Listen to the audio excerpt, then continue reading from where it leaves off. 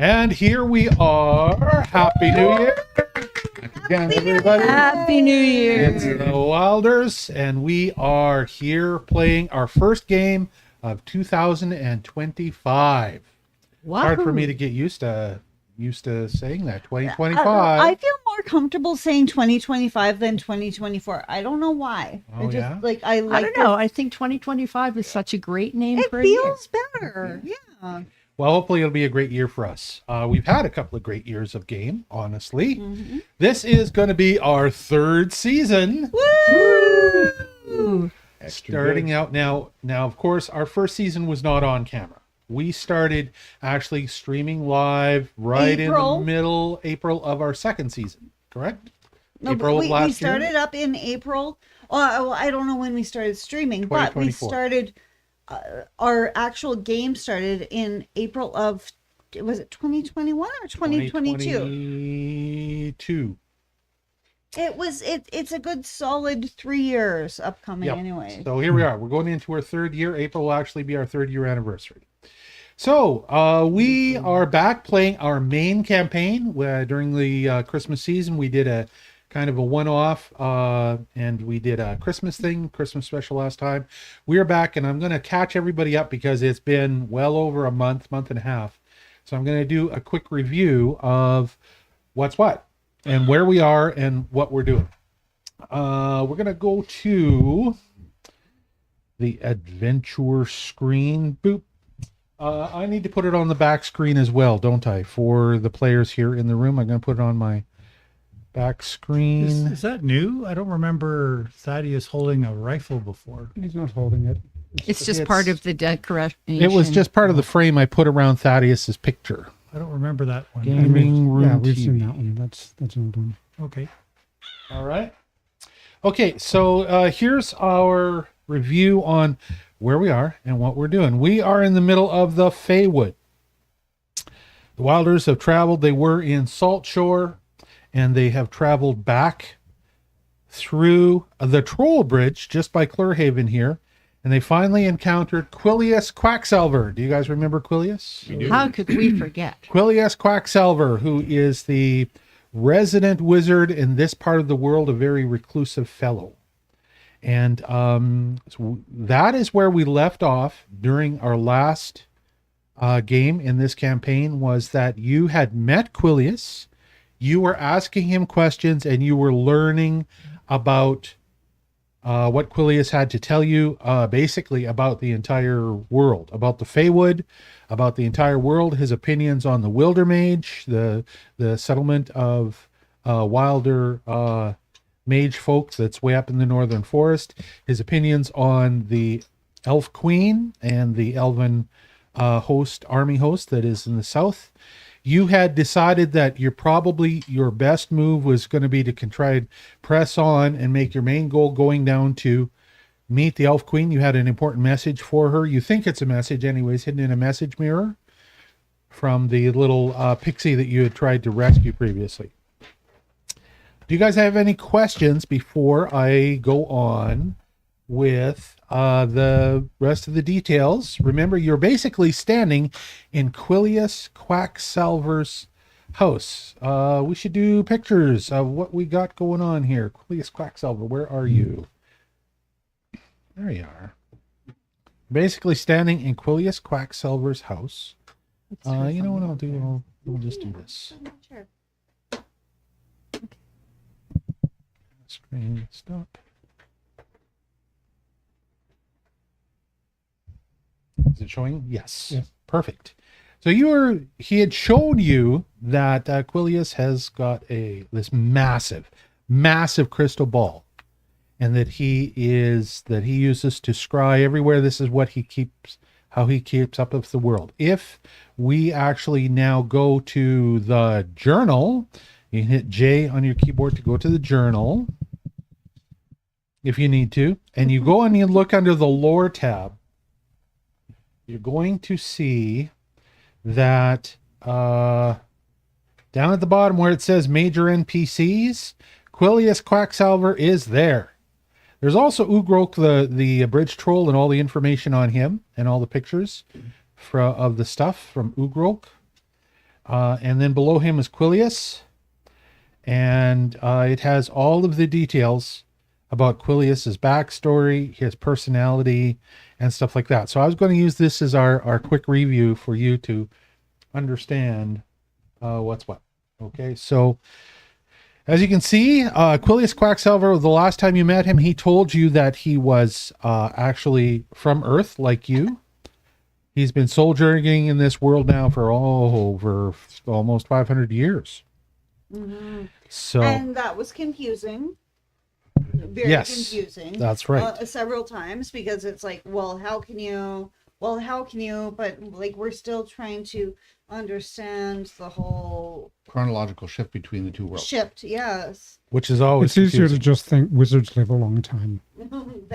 No, but he also told us that we also live. In fact, a long time. Wilders live a As long time. Wilders. Though there are several races in this world that live a long time as well. Most of the races in this world live considerably longer than Earthlings do. Now, what I'm curious about is because Lavinia has a glass ball, a crystal ball that can somehow talk to QQ anywhere where we are in the world, in the universe. As long as you're breathing and he is, you can communicate. So I'm more curious about that. Like, that just seems like something special to be talked about. We will see how that evolves.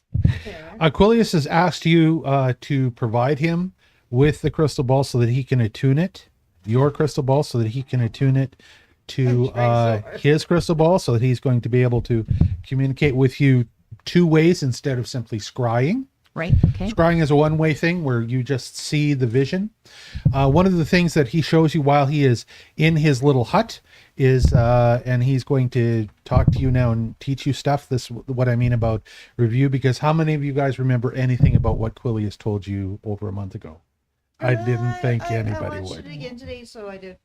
Too. Oh, you would, yeah, because you watched the video. I watched a bit too.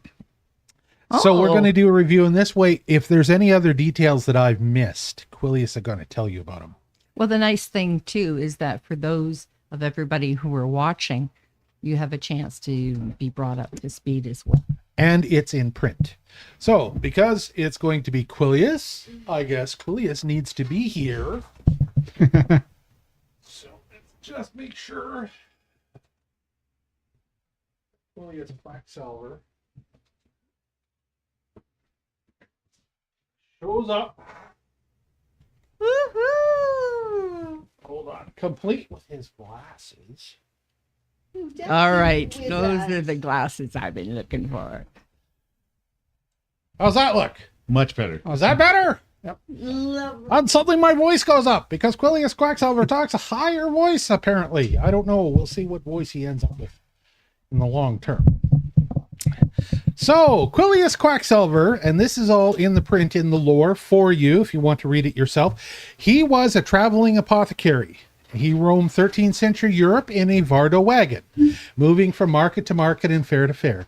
Then one fateful night on the road in France, he unknowingly traveled with his Vardo through a temporary veil gap. After camping off the road for the night, he was sitting by his campfire in the morning when a bizarre sight of a group of dwarves passed along the road. He continued his journey to his next destination, but found that the market was not there, and neither was the village.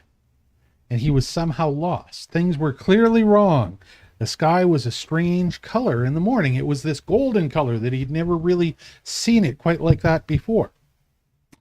And more dwarves kept appearing. As a matter of fact, that's all he would ever see were dwarves. So eventually he approached a group. He tried to speak to them in French, but they looked at him strangely and then replied back in Latin.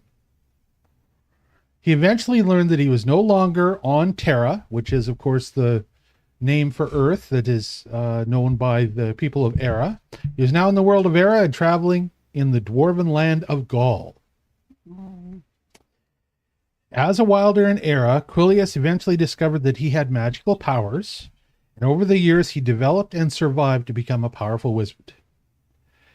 He has traveled from the eastern lands to the western lands and eventually settled in the northern Feywood Forest in order to study and catalog the wild Fey. The wild Fey are the natural magical creatures who live near a world tree. And Quillius has converted his precious old Vardo into a wizard's hut. And he spends his time making his own brand of quackshine or scrying to keep an eye on the Feywood and the world with his large and powerful crystal ball. Other stuff. He's got some friends with particular Fey friends, the Cluricon in particular, who are his drinking buddies. He also interacts via his crystal ball with other wizards throughout the world who are all part of the secret league of wizards who actually know shit. The Slowax. I don't know why that's so funny. Because it is. It's okay. He has dubbed his moonshine quackshine.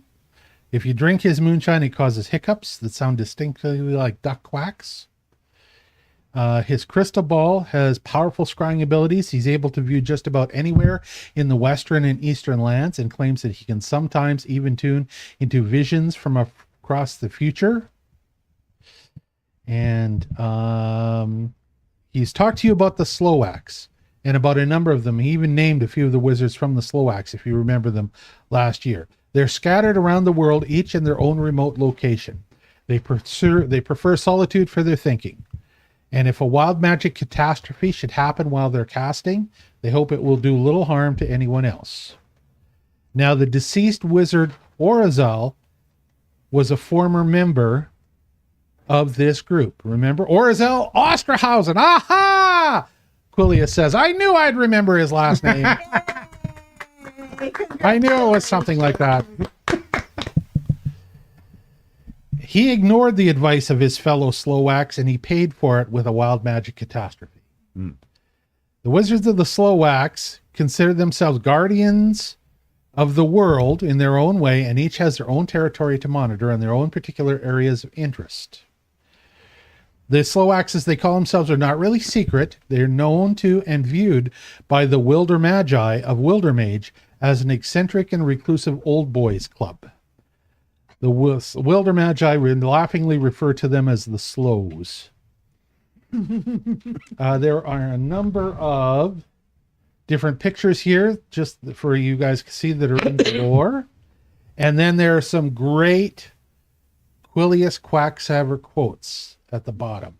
That Cahokia stuff is excellent, but it can't hold a candle to my crack and quack and brew. Sorry, Dave, the sad part is that we can see it behind you, and then none of that would be portrayed to anybody who's watching. There we go. Now they can see it because I just put it on Okie dokie.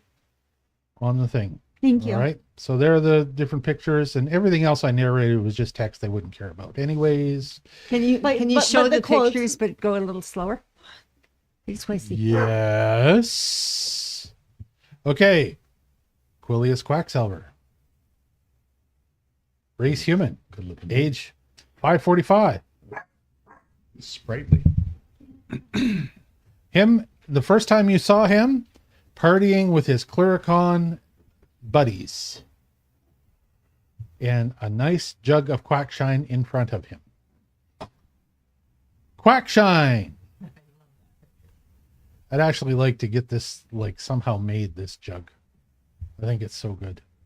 That's cute. And him with his big and powerful scrying crystal ball. Those are all the pictures I've got of Quillius for you. That's awesome.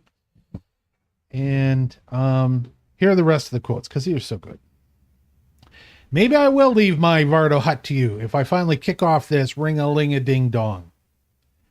Now, you had asked before about the Wilder Magi, the folks that lived in Wildermage, because you had plans to go there, correct? Well, no, I said what would happen if we teamed up with them, or what had happened.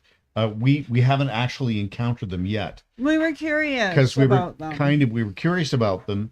But at some point, maybe after we've vanquished the Soldry Dead, we could go and investigate them, or maybe we should enlist their assistance to defeat the soldiering dead. I don't know. These are just things I've been tossing around in my brain because I have no idea what the rest of the Wilder Magi are like. As soon as you bring up the topic with the Wilder Mage with Quillius Quacksalver, right away he gets a really sour look on his face, and he's like, "Wilder Mage? Why would you want to go there? I ain't never going back there. That place smells. It reeks of entitlement. Let me tell you something about them Wilder Magi, as they call themselves. They are secretly scared. They've seen what happens sometimes to Wilders, what actually do their jobs, and it scares them. So they pretend that they serve some higher call, discovering the truth of the origin of Aerra. Poppycock, they're hiding. They don't talk to anyone but themselves and maybe the Anua from time to time.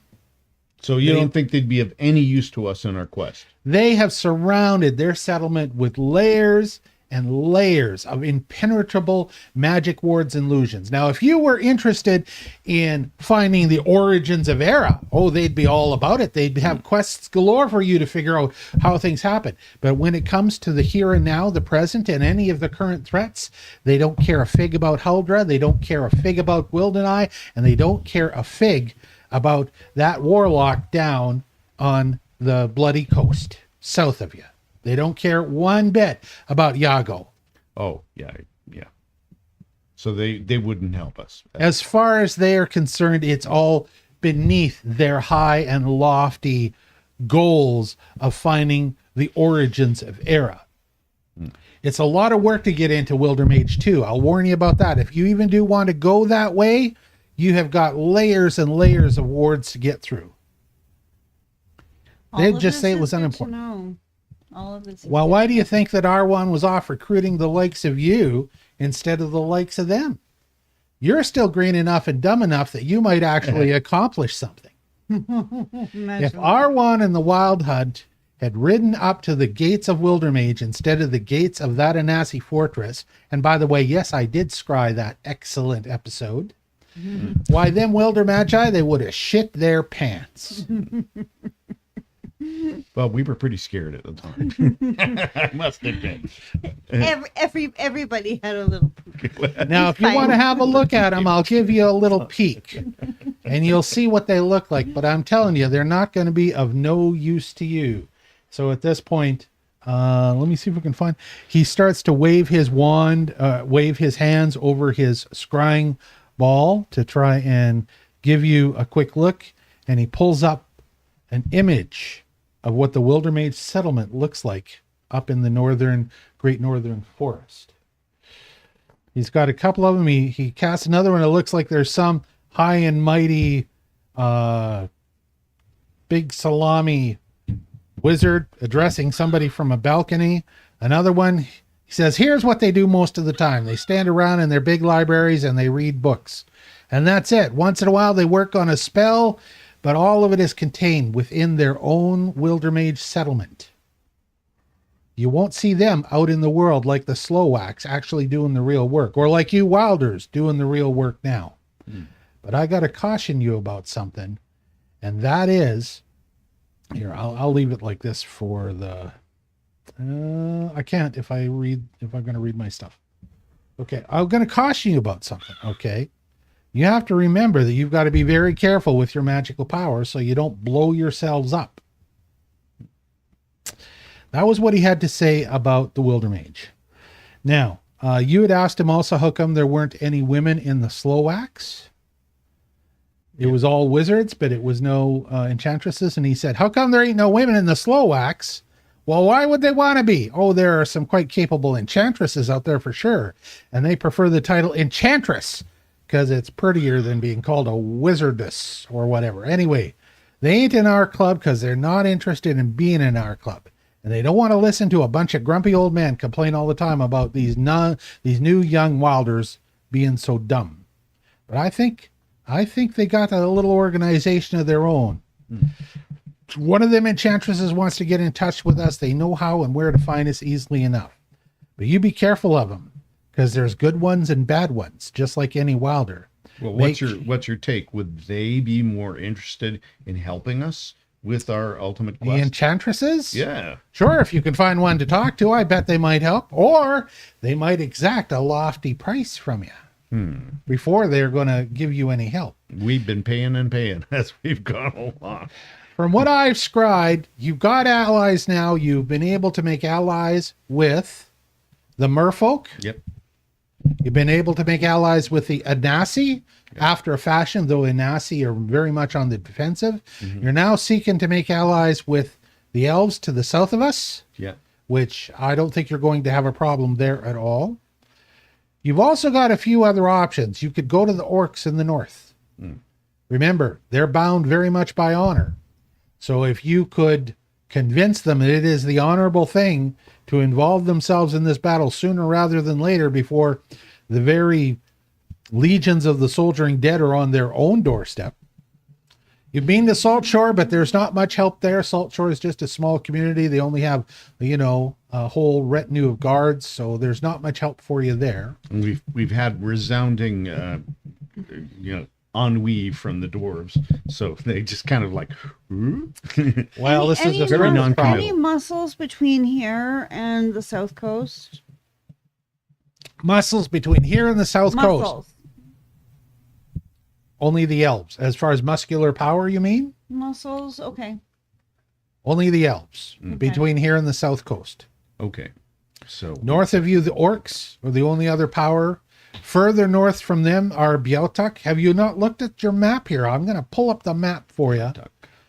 And we're going to have a quick look at it and see. That's the map of Aerra and the Western Lands. Now, we haven't even talked about the Eastern Lands yet. No. But if we look at the map, I don't know how... stop doing that. I just want to move the map. I don't want to make a marker. There's a ladybug Really? crawling on my cheek. Oh wow! I don't know where it went. It fell down. It was a wee little one. You are a wizard. What a blessing! Ladybug in my hat, maybe? Ladybug in January. you're Radagast, summoning animals to your hat. That's right. Radagast. By the way, what did you think? Oh, hold on. Let me get this fixed. I got caught up on my own thing. What did you think of Radagast in the Hobbit? I thought he was fabulous. Yeah. He sucked. You thought he sucked. He absolutely sucked. If you read the books, you're going to find out the Radagast, obviously as a wizard, didn't walk around with a lot of bird shit No. in his beard and on his head. No.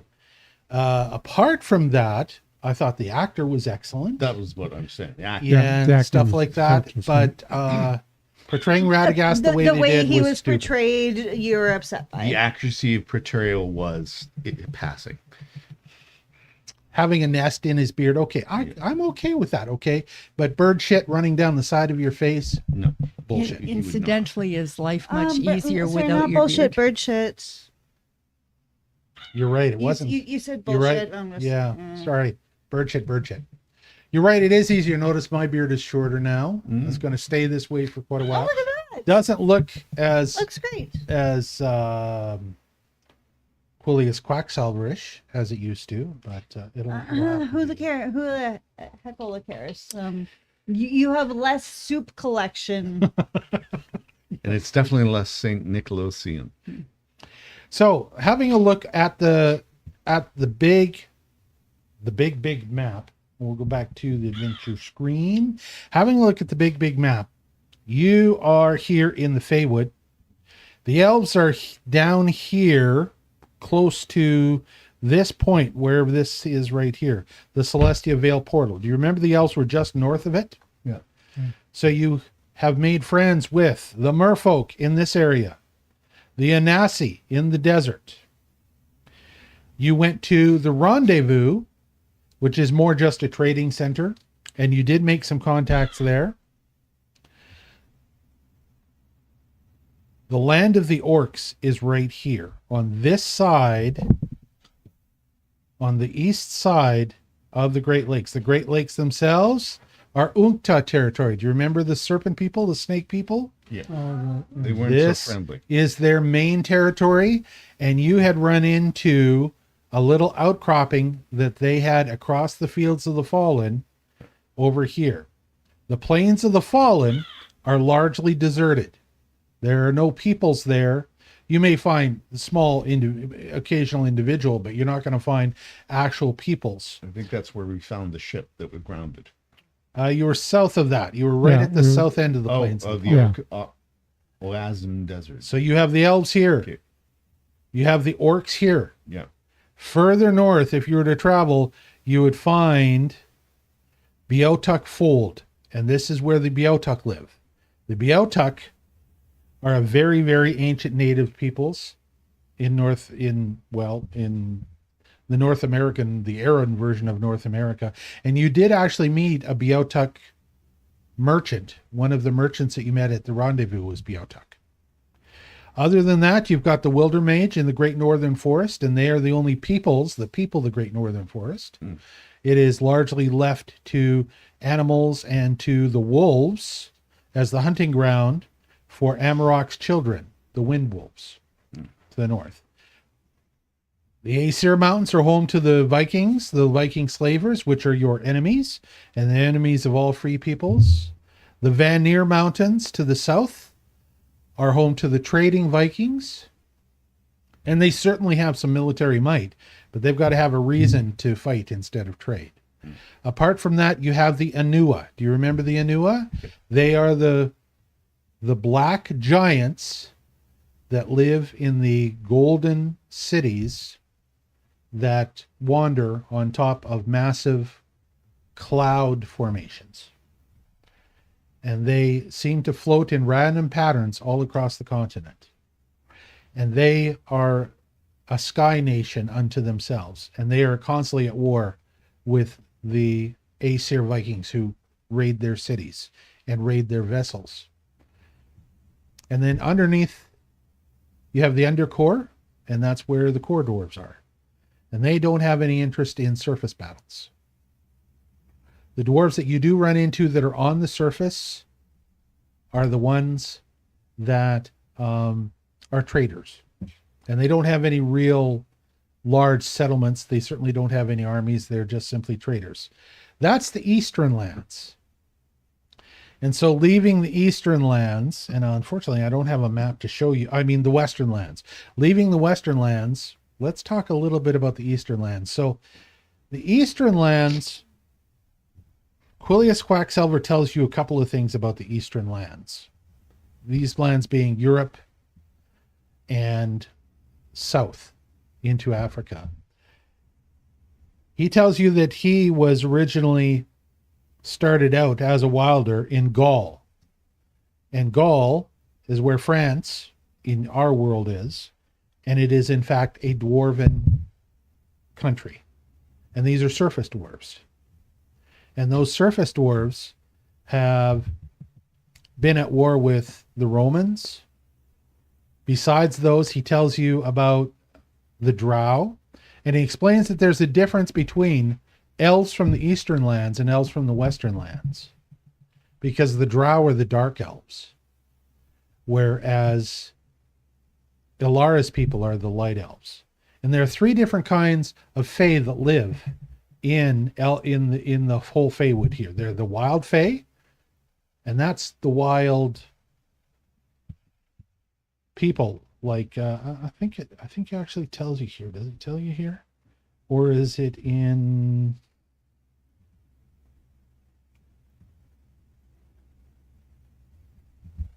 There are the wild fae, there are the dark fae, and there are the light fae. The light fae are things like the elves and the pixies, the Cluricons, and all of the other little races that live in harmony. The dark fae are primarily nocturnal, and they are things like if you were to run into the fae version of a vampire or a bog monster or I believe whatever we've would prey encountered a small upon the group rest of of the them. I think we have. Have you? Yes. Yeah. The When big we- eyed thingies that The, stole the, her. the dark, nasty elves that we ran into that looked undead. When we were trying to rescue the pixie. Oh, no. Oh, Those yeah. are fallen light elves. Fallen light elves. Those They are were light elves that terrible. have been corrupted by the soldiering dead.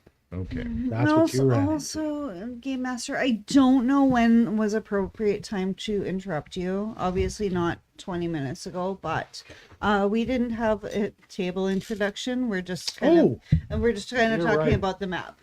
So I was like waiting for a break. To You remember my lack of focus that I told you guys about before. It's not like any of us have ADHD here or anything like that. Yeah, and we're all just like before we started. agendas, If go with the if flow. neurodivergent had a home group,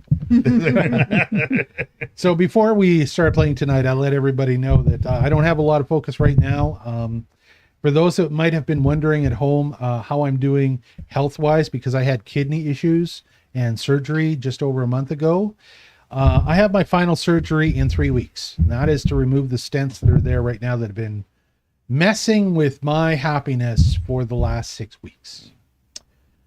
So I don't have a lot of focus. I don't have a lot of creativity. I am just going through this little limbo until they finally remove them. I can heal up and He be wants normal to again. stay go with the flow, but it's just like it's not really going with the flow. It's- Yeah. So I don't have a lot of creativity or anything like that. But 3 weeks and I'm getting fixed. Just so you know, anybody that had those questions at home. Anybody else have anything to interject about that? So yeah, I haven't thought a lot about this. Let's go around the table. We'll do the intros now because I forgot them before. And we're going to start on my left with Mr. Thaddeus. Hello, sir. Hello, my name is Ian Little, and I'm playing the role of Thaddeus Poindexter, Dr. Thaddeus Poindexter, a physician. A physician. A physician. Who also has a secret identity that we won't talk about right now. How dare you? How dare you? Starts with RO and ends with GUE. All right. And then what about you, Madam Gunslinger? My name is my name here in Aerra is Amanda. I also played the role of. Sorry.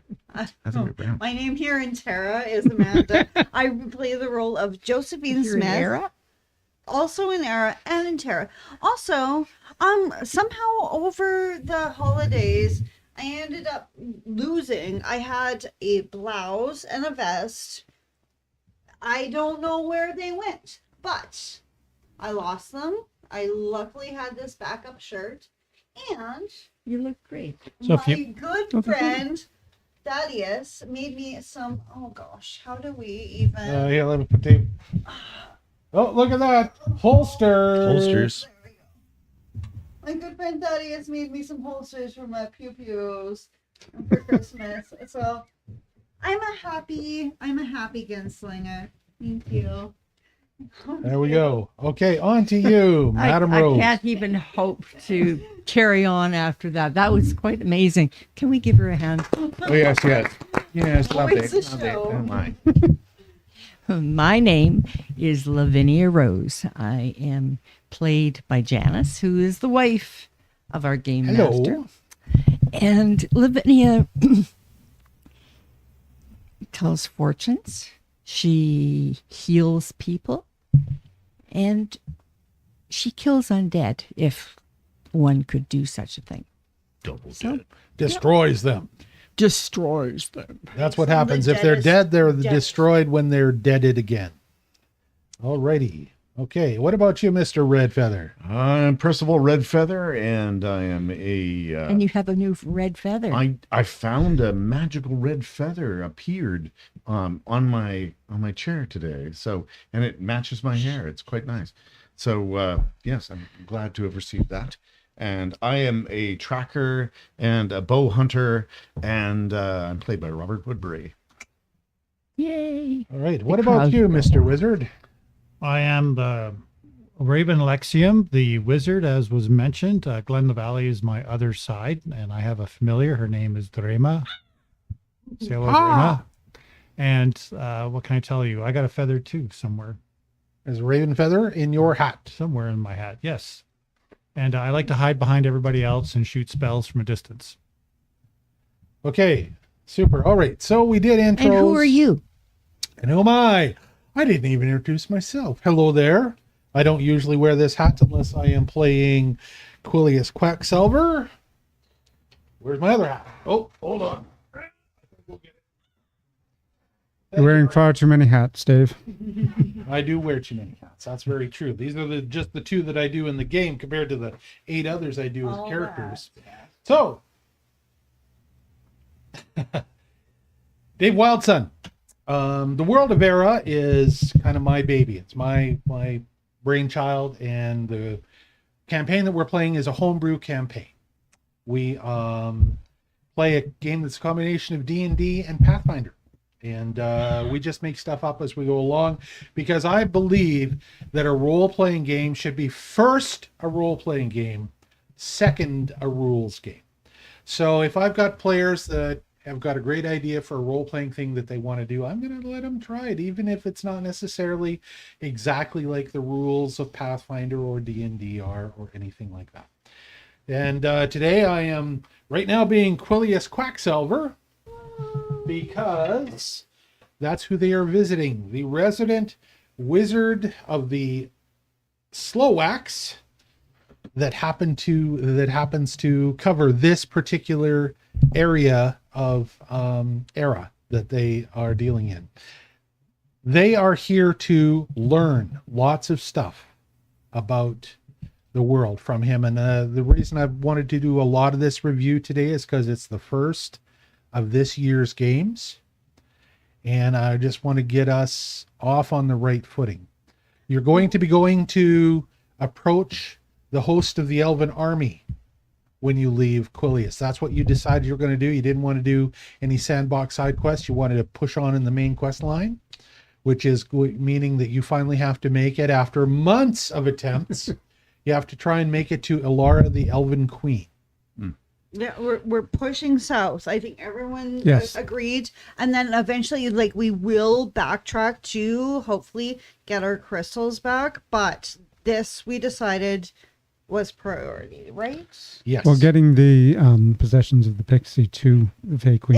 Exactly. Yeah. Because we can't afford to We don't lose want to dismiss them. that vow, and we've waited so long. Exactly. Like you said, can't afford to lose, and we've been carrying them for so long. We've been, attacked by so many people. How long can we keep these safe?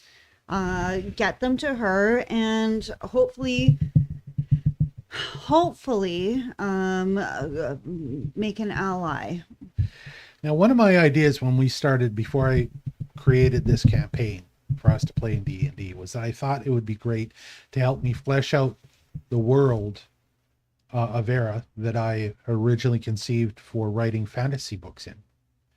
The other thing was, I thought besides it being flesh out, it would be a fun adventure for you, because I already had so much of that world created, and I have fleshed it out a lot. Now that we've been adventuring for a while, I thought, you never know, in the coming years, if I am focused enough to do any writing, I would like to write this adventure down as a fantasy adventure story with the characters that you have played as real characters in the story. What would you think of that? Cool. That's great. Would you guys all be up for that? Oh, hell yeah. All up for that? May we all, at some point, maybe write our own chapter and submit it to you? Sure.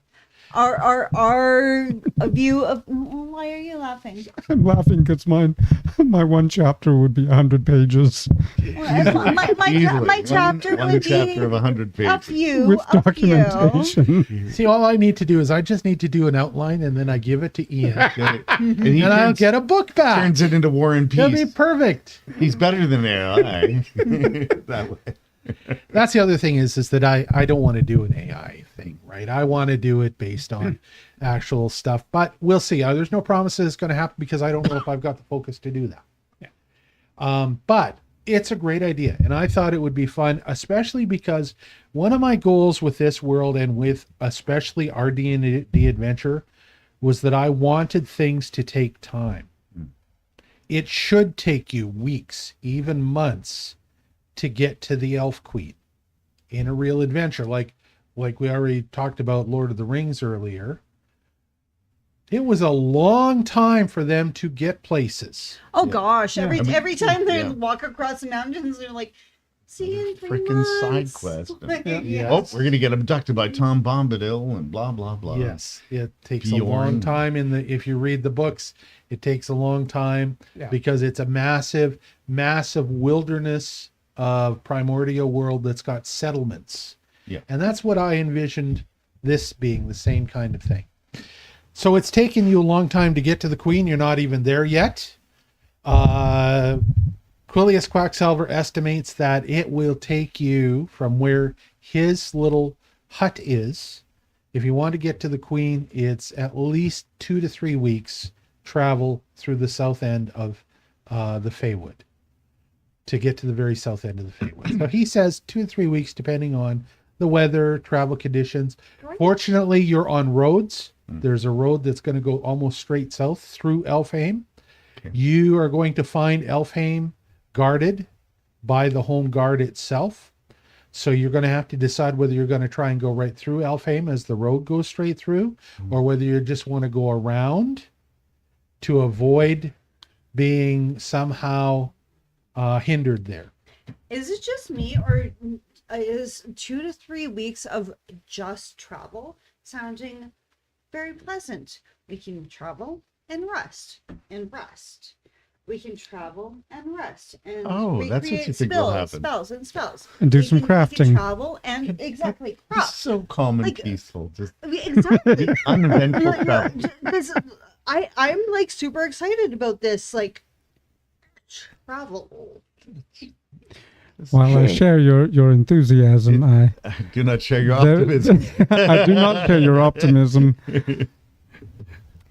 Bitter experience has taught me that nothing ever goes as planned. Well, Quillius reminds you, you are in the Feywood. And he goes back to something that he was talking about earlier, and that was the type of Fey. You're going to find it safer than being outside the Feywood, especially because at this point, while you're in the Feywood, you are certainly safe from the soldiering dead. But as he said earlier, there are light Fey, there are dark Fey, and there are wild Fey. And you need to concern yourselves with all three. You're going to have to convince the light Fey that you are on their side. And the light Fey are pixies, gnomes, elves, brownies, and so on. How would you suggest that we do that? Well, how do you convince them that you're on side? Maybe mentioning my name will help you with that. Quillius Quacksalver. Speaking of which, your companions and your drinking companions when we first met, The Clerican? the cleric, yes. I believe I seem to recall they stole some of our items. Oh, no. No, It was the they didn't. Puka that Oh, was the stole puka, your right? items. Yep, you're right. And then the Clericon, when you went through Clearhaven, laughed and poked fun at you. They giggled, and they giggled before we even got across the Bay Bridge. They were laughing Became at us. Shad and Flericon. I stand corrected. Now, so let me help you understand a little bit about the Puka. The Puka they're not really light Fey. They're not really dark Fey. They're kind of just in the middle. They're certainly not malevolent. They'd be closer to the wild Fey than to either of the others. Now, you might be wondering what I mean when I say wild Fey, and this is my area of specialty as Quillius Quacksalver. The reason that I am here near the World Tree is because all the natural magical creatures tend to gravitate to being within the influence of the World Tree. So we're talking about the unicorns and the gobhars and the staghorns and the like. The Puka are a small, mischievous race, and they have a little bit of magic, as you have experienced, because they were happily able to put you to sleep with their hypnotic trance, well, your guard to sleep with their hypnotic trance. If you want to go on a side quest to recover your air-like clusters, you're going to have to go up into the northern part of the Fae, because that's where they are. And I can point out right on the map itself exactly where I mean to you. If you have a look at the Feywood on the northern part of the map, I really wish this pop-up would stop popping up. On the northern part of the map, you're going to find them just south of the Broken Tower. And also, I've got another little quest for you at the Broken Tower if you're interested. Beware the Broken Tower. Because up at the Broken Tower, there's another kind of a... guy there there is a creature there. It's rumored that there is an Abartak there, which is a type of vampire. Now, don't mistake these types of dark fey creatures, the Slua, the Abertak, the Broham. Don't confuse them with the Drow. The Drow are the dark elves that live in the eastern lands. And don't confuse this Abertak with the Moroi either. The Moroi are the peoples of the great vampire kingdom that stands north of the Romans and south of the Drow. This is all in our notes as well. Yes. Okay, thank you. So you can read it to have a look. Okay. And once again, when I'm creative, I will have the map of the Eastern Lands done, and then it will be given to you by Quillius Quacksalver, so you know where all these other creatures are on the other side of the Atlantic Ocean. May I, excuse me, because there's probably not a better time to say this, but we were talking about you writing your book. Yep. And our follower, the Pink Captain, who I call my brother Silver. Yeah. His name's Andrew. He lives in Ontario. But he said I would purchase that book. Cool. So, yeah. Now all I have to do is write it. One person who would purchase that book. Thank you, Brother Silva. It doesn't have to be a big book. No. Well, It could be a comic book. Fun. we'll see. A We'll manga. see. I have done some writing on Aerra already. I think we've talked about that before. Mm-hmm. I did a bunch of writing on Aerra, but that's a completely different story with completely different characters to this one, just the same world. We'll see if I ever get this one done. Only you knew someone who is in like sci-fi editing. I'm not in sci-fi editing, never was. She was but, marketing. but marketing. That's okay. I'm sure that I can work it out. You were in He, editing, on the other yes. hand, did edit. Actually, Oh, yes. okay. I Between the two of you, I have done the covers for Okay, 10 different science okay. fiction books, but that's all right. between the three of you, get your shiz together and get this published. Okay? Yes, Okay. but the thing is, I need an ending for the book because you guys haven't reached the end of but the we don't want, story we don't yet. want to end. We don't want to end. No, But I've got some plans and some ideas, so I know where things are going in the general. Couldn't we gist. just like take a break after, for example, the honeymoon, like when they get married and like go off into the oceans to like do Who are we talking weird about? fin things? She's talking about. Oh, you mean Like, a break could when we, like, Thaddeus stop marries there? That could be his the first mermaid book, bride. for example. That's already happened, Well, yes, and that's why we can write a book about it. and I've How much longer do you have before you have to go back? I believe I've got 11 months now. 300-ish days? 300-ish days? No, we've been away from there for like 2 months now, haven't we? 2 months. That's Yeah, why I would saying say 300-ish days. that is correct. If we have a look at the time on the calendar clock, and the last time we checked in and actually updated the clock was well over 2 weeks ago. So I would Yeah. say that right now that you are into September, and I am Okay. going to say that it is currently September the 22nd. All right. Okay. I How think long I've do you got have? I've got 10 months. I've got to update the calendar clock, and I think I can actually do it from my master screen here and say set current date. Boom. There. Did that do the job? There it is. September the 22nd is the current date. You can see there's a waxing gibbous moon. Okay.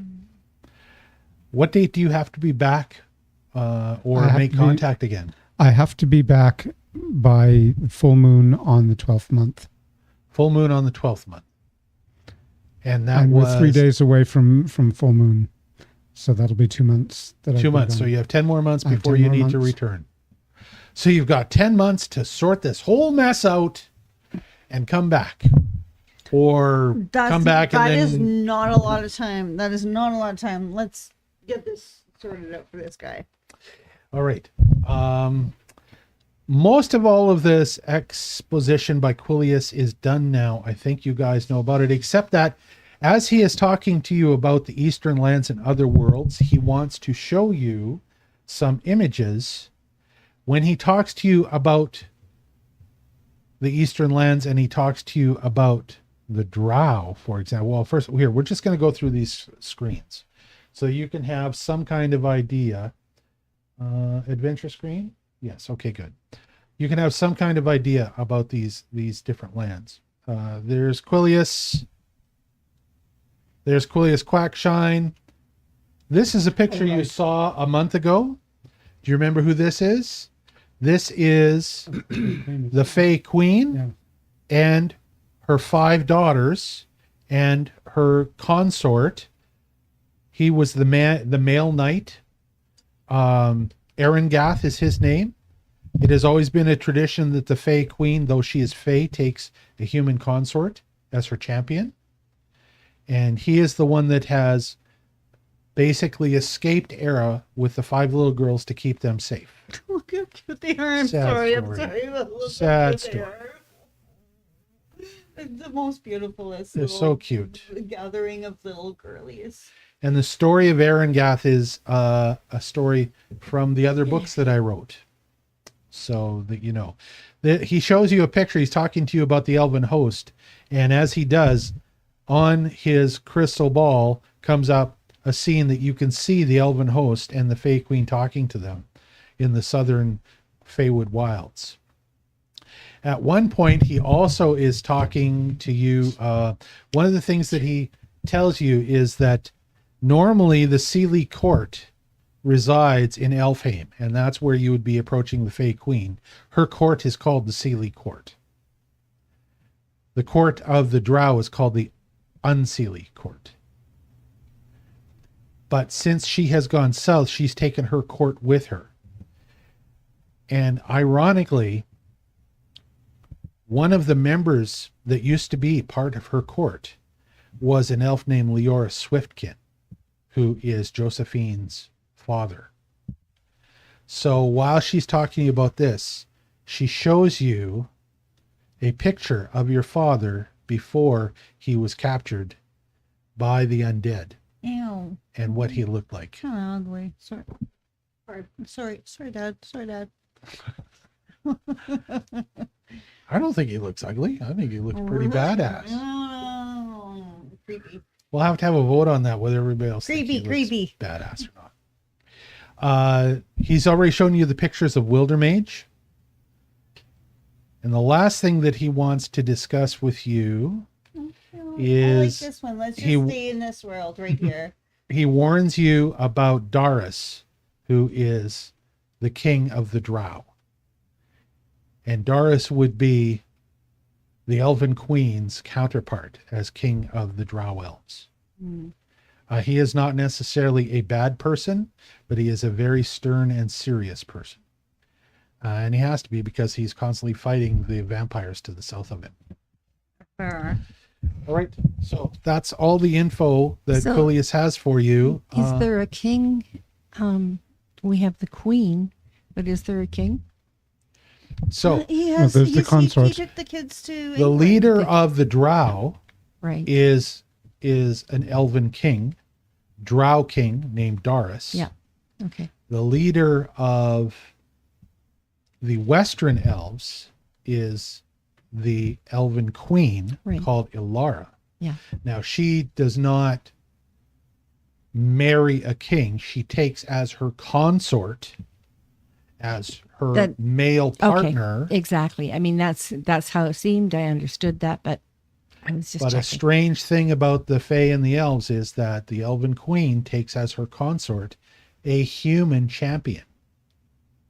That's and interesting. because she is immortal, but the human may not necessarily be, or her champion may fall at some point in battle, she will then take a new human champion as her consort So, with her daughters, with her daughters. are they immortal or are they not? They're half and half. Mm-hmm. They'll certainly be long lived wherever they are, but So- they are half human. So the Fey Queen takes a human consort. Yes. The mermaids take human consort. They do. It seems to me that humans are very much in demand here. Those are the only two examples, though, in this world. It's They're very major examples, though. yeah, and I never foresaw that. It's just kind of coincidence that both of those examples lined up one after the other, because the Fae Queen is the only one of the Fae that does that. Okay. And it is, the reason is that it's her champion. It's part of their tradition that her champion be a human champion, which is why she chose the knight Erengath, and then subsequently fell in love with him, and then they happily had 5 little girls together. That may not necessarily have happened if it had been some other champion that she may have chosen as her consort, and he may have been her consort at some point, but she could have sent him off to battle. They may never have had children. In this case, she also happened to fall in love with Erengath, which is why Erengath has escaped with their kids, and she has sent him away. She can't leave, but she can at least send the kids, the little girls, away, because Elara, keep the babies safe. Elara has the ability to see what might be in the future. Mm-hmm. And one of the things that she has foreseen in the future, this is what Quillius is telling you. One of the things that she has foreseen in the future is that Huldra and Huldra's adopted son, Gwildani, are coming for her and for the kids. And she sees catastrophe in the future, far in the future, far past what's going to happen with Yago. So she felt the only safe place was to send the little girls away with Erengath, which has happened. Do the little girls have any magic? Yes, they do. Now they've got a little bit of magic of their own. Remember, they're half elven. Yeah, exactly. That's Okay. why I'm asking. Just like Josephine is. Mhm. All right. So Josephine's now got some limited elvish ability, and all of those little girls would have the same level of ability, and probably a little bit of that would trickle down into their descendants A too. little bit of weird habilitation here and there. Remember, though, they are no longer in Terra. They have passed. I mean, they're no longer in Aerra. They have passed from Aerra through the veil into Terra. And there are, in fact, in a number of places in Terra on Earth, refugees, willing or not, that have come from Aerra. Just like you Or the other way around. refugees, Yeah. willing or not, that have come from Terra. It's the bleed through, works both ways. In this case, it was intentional to escape into Aerra, and they will have gone someplace they feel they can never be touched by the dangers of Huldra and Gwildani, which is a great danger from the Eastern lands, which is another story. This is the best recap. Happy 2025. I think we just all got like reminded of where we are in this game, why we're here, what we're doing. So thank you, Dave. You are welcome. I think that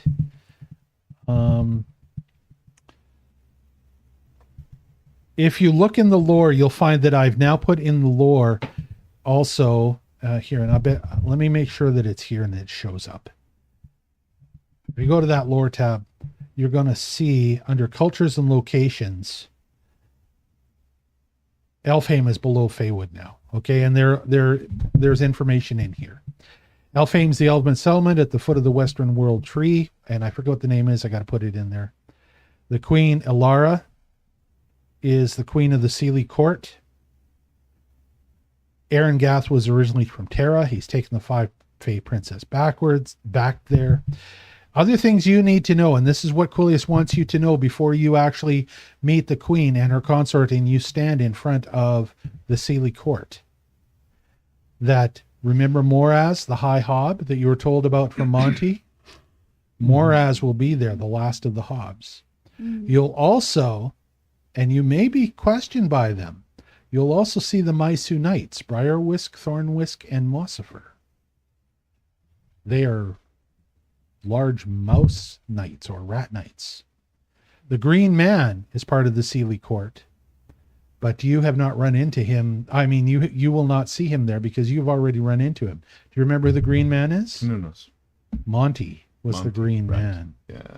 All right. You may run into the Pixie Princess, Leothel, the Brownie Boss, Padraig Ladir, the head of the Cluricon, Dare Ojin, and then there will be a couple of others that are part of the court, Alarian Dawnblade and Eldariel Stormweaver.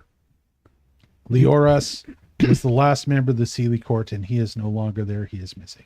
This is the court that has been together for centuries. Is there a particular etiquette upon addressing the queen? Quillius says, as far as etiquette to address the queen, she probably knows you're coming. That's going to Very make it true. easier for you. Very true. She doesn't know what the message mirror holds. Try politeness, I guess. Just Your She Majesty. probably even has foreseen where you're going after that. Oh my. But it would be Your Majesty. Oh, yeah. And I think that as long as you're quiet and you're respectful and you bear this letter from me, and he pulls out a letter that he's obviously previously written and hands it to Thaddeus. Oh, look at that. Show her this, and it's just a formality. Really show it to anybody that doesn't want you to approach the queen. Show it as a letter from me to the queen. A letter of introduction. And you as the messengers, and that's what will get you through the lines Important to business. actually stand in front of the Sealy court. Good. Thank you. Other questions about things to do with heading south? Rather not going downhill. Oh, are dogs allowed? I'm just joking. I'm just joking. Your big bear? Yeah, I'm just joking. I don't think you need to worry about your big bear. They've seen stranger things than that. Also, As long as he's well behaved. Neither of us care if he's allowed or not. He's going. I'm going. We're going. But respectfully. Respectfully, yes. Bear only shits in the woods. So one of the things that Quillius does is spreading out the map of the Feywood for you. He cautions you as you are heading south from Elfheim, and the letter should get you through the guards at Elfheim as well.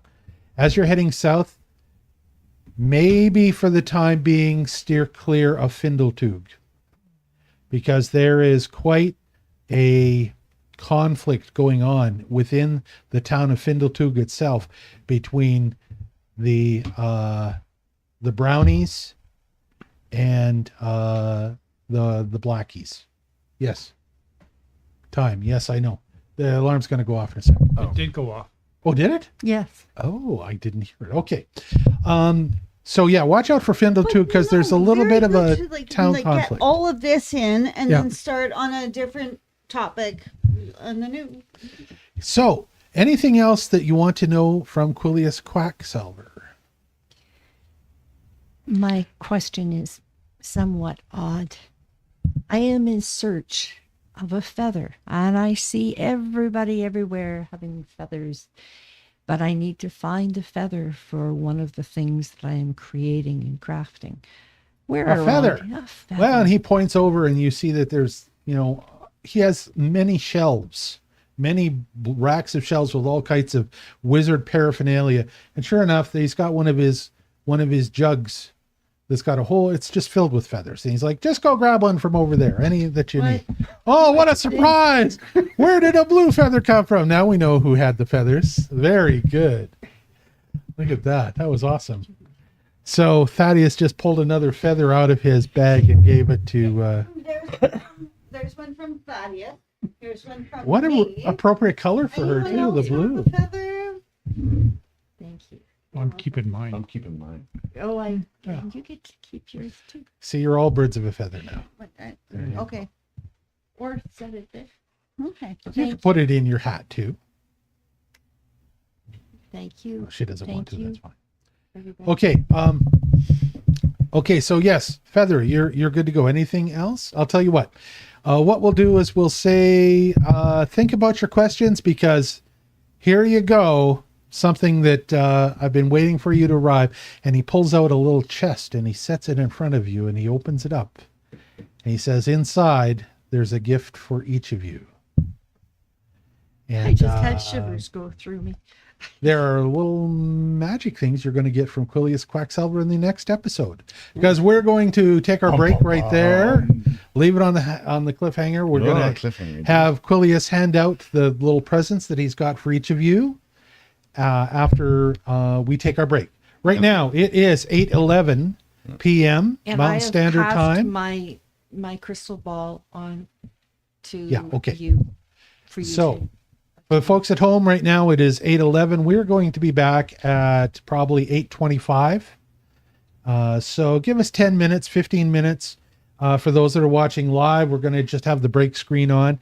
For those that are watching at home, if this is broken up into episode recordings, this will be the end of this episode, and the next episode, just follow the series of episodes that we keep up on YouTube. Thanks very much, folks, and we'll be right back. I love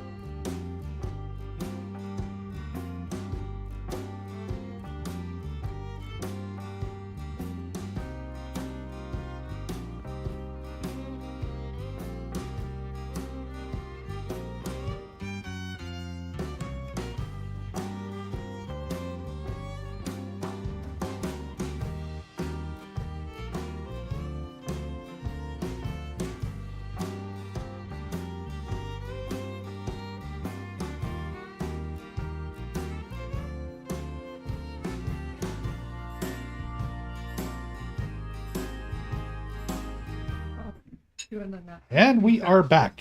I'm just going to straighten my camera a little bit. It got kind of bumped around. He's fine, Mom. He's got it. How's that? And There we go. then just the other side too. All right, welcome back. This is the Wylders game. We're going to say hello to all the Wylders. Everybody say hello. Hello.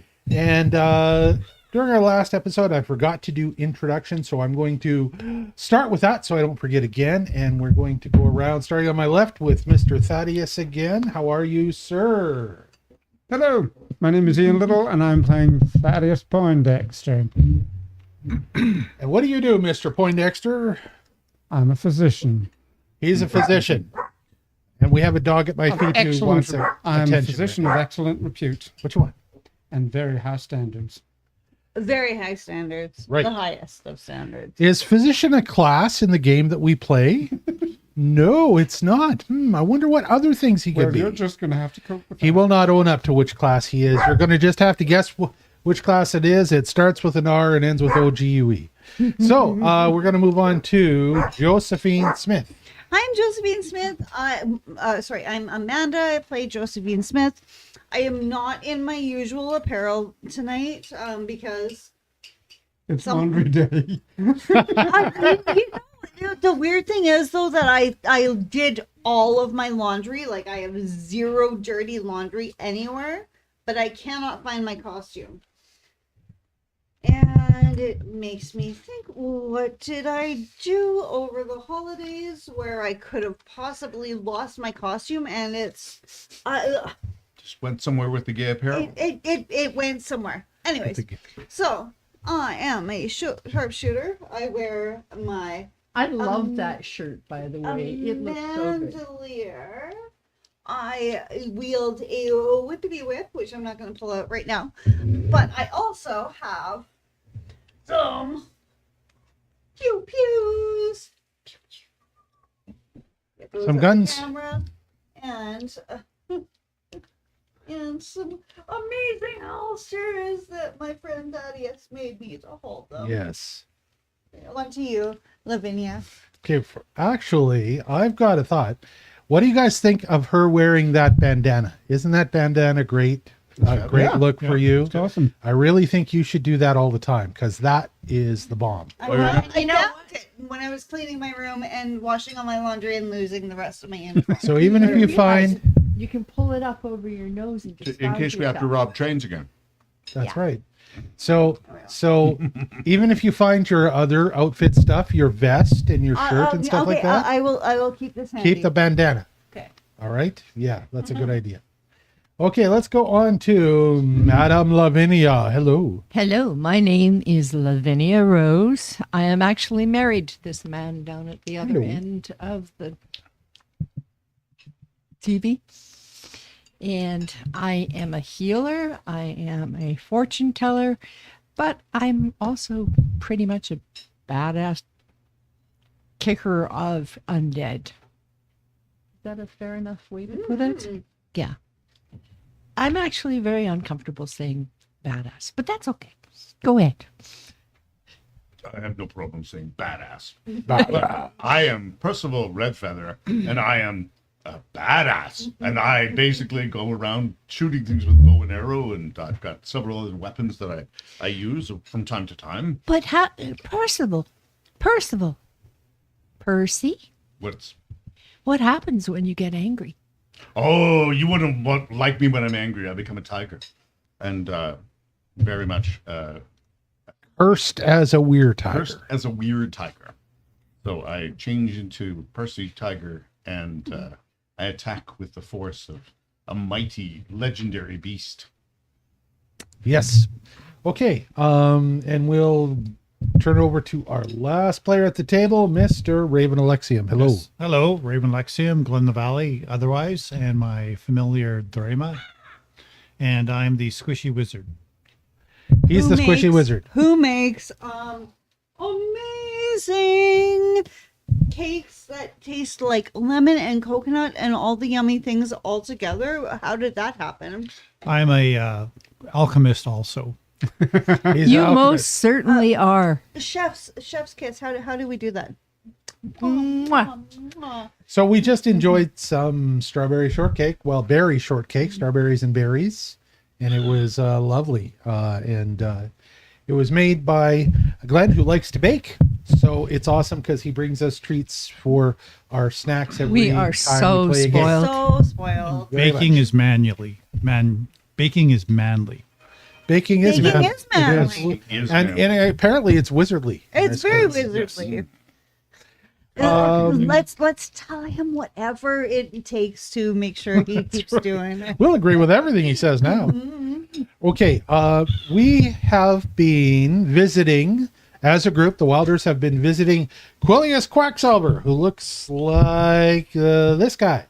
Or I guess you could say that he looks like this guy right here. They have been visiting Quillius Quacksalver at his little house, his little hut, his abode. He lives in a fairly reclusive part of the Feywood,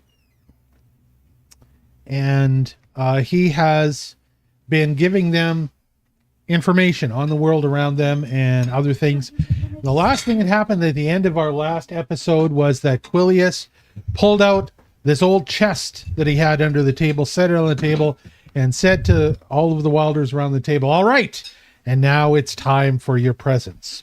So he starts rummaging around in this chest, and you can see various glows coming up out of this chest as he does that. And he starts looking for things as he mutters to himself, "All right, now what would be appropriate?" And he starts looking around at the Wylders, and he looks at the first one, and he's like, "Oh yes, rogue. I know he's a medical man, but he says he's a rogue. What do we have for a rogue? Hold on." And reaching in, he pulls out a wicked-looking curved dagger. He says, this'll work perfect. And he says, "Now be careful with this. This is a heart ripper blade." And he hands a very wicked looking dagger to Thaddeus. All right. The heart ripper blade is a +1 striking dagger that draws power from defeating foes, either to bolster itself or its wielder. It's well suited for use in any ritual that involves divination. Have you ever had to divine something? And incorporating it into any ritual with a divination trait grants the wielder a +1 item bonus. Now, being a rogue, the divination part's probably not going to help you very much. But the fact that it's a +1 dagger and it's going to help you a little bit in your battles, that's going to be a big deal. Especially because it's going to bolster you afterwards. And as you use it, you're going to discover what I mean by that. Coolio. Thank you, sir. Then he looks around at the next one around the table from him, and it turns out that it is the gunslinger. And he's like, "What do I have for a gunslinger? What do I have?" And he starts taking things out and tossing them off to the side. "No, that's not going to work. No, that's not going to work. No, wait a minute. What's this? No, that's not going to work. Aha. All right, this will have to do." And he pulls out a scroll case. It's an arcane scroll case of simplicity. So this particular case will allow you to cast 1 arcane spell. If you can get a hold of an arcane spell and you know somebody who can cast arcane spells, and they can cast this spell into the scroll case, as he unrolls the scroll case, you see that the inside of the scroll case is adorned with angelic wings and otherworldly lettering. Whatever scroll is put up, arcane scroll is rolled up inside the scroll case, will be absorbed by the scroll case, and you will be able to cast it. Cast it once. Very and then it cool. consumes. Once per week. Once per week. And Very, the scroll very is consumed, cool. but the case is not. What level of spell? Top level for an arcane spell that you're going to be able to cast is going to be level 3 So permanently. at resting periods, I could gather spells from people and put them. Well, you've got a wizard in your party. If your wizard helps you, gives you an arcane scroll, you roll it up in the case, That scroll will be good for Sorry, 1 week. Sorry, how many spells does this? One spell. Okay, sounds good. Thank you so much. One spell for 1 week. At the end of that week, the spell will dissolve and will disappear if you have not used it. And you'll have to put a new one in to make the scroll case useful. Okay, It's something that can be used by a wizard or anybody else. beautiful. So Mr. Wizard and I have to just like maybe think about things before we go into situations, and I might need to borrow things from you, and I appreciate in advance. Thank And you. this particular scroll case, the highest level scroll that it will accept is a level 3 scroll. Okay. Just Thank so you know when you're looking at the various ones. He looks around and he spies Lavinia at the end of the table. And once again, you hear him rustling around and moving things around in his big chest of things. It's like, no, that might be for the wizard. Hold on, let me see what we got. And he keeps on looking and he's like, oh, wait a minute, what's this thing? He holds up a key and he's like, well, this isn't good for a cleric. Hold on. And he just absentmindedly hands it to Thaddeus and says, here you go. You get an extra one too. Nice. As Thaddeus looks at it, it's a skull-topped metal key. And he says, oh, by the way, that's a shrieking key. You'll figure it out. Okay. And it appears to be a skeleton key, useful in place of thieves' tools when attempting to pick a lock. A shrieking key has no activation, however. When you use it to pick a lock, the key emits a loud shriek, audible for 500 feet, despite Let's be quiet. ambient noise. Physical barriers will block or muffle the shriek as normal. You also take a -2 circumstance penalty to the thievery check rather than enjoying a bonus. So, Why? Thank you. I'm sure I will be very. well, you could be in a situation where you can't pick the lock any other way, and you're just going to have to risk the big noise the key makes to get the lock to open up guaranteed, because of course it is a skeleton key. Yes. So it's got a good balance and a bad balance. Now back to the cleric. Where is that thing for the... here it is. And he pulls out something and he says, here you go, a spirit singer. So etheric spirit singers create an eerie spectral sound based on the presence of spiritual essence and other ethereal energies. All spirit singers can be used as musical instruments by manipulating the sensitivity of ethereal energies. However, they have an even greater benefit in areas heavy with spiritual essence. When played in the presence of a significant spiritual disturbance, such as a haunt or an incorporeal dead, a spirit singer grants you a +1 item bonus to performance checks. While playing a spirit singer, you can also take a +1 item bonus check to detect a haunt or incorporeal undead. In this case, the spirit singer you have looks like a little flute. Oh. It's got about 6 holes in it. Okay. It appears to be made of a hollow bone. Thank you. That's the spirit singer. As he's rummaging around, he comes across something. He's looking over and he's eyeballing Percy Redfeather, trying to figure out what he's going to give Percy Redfeather.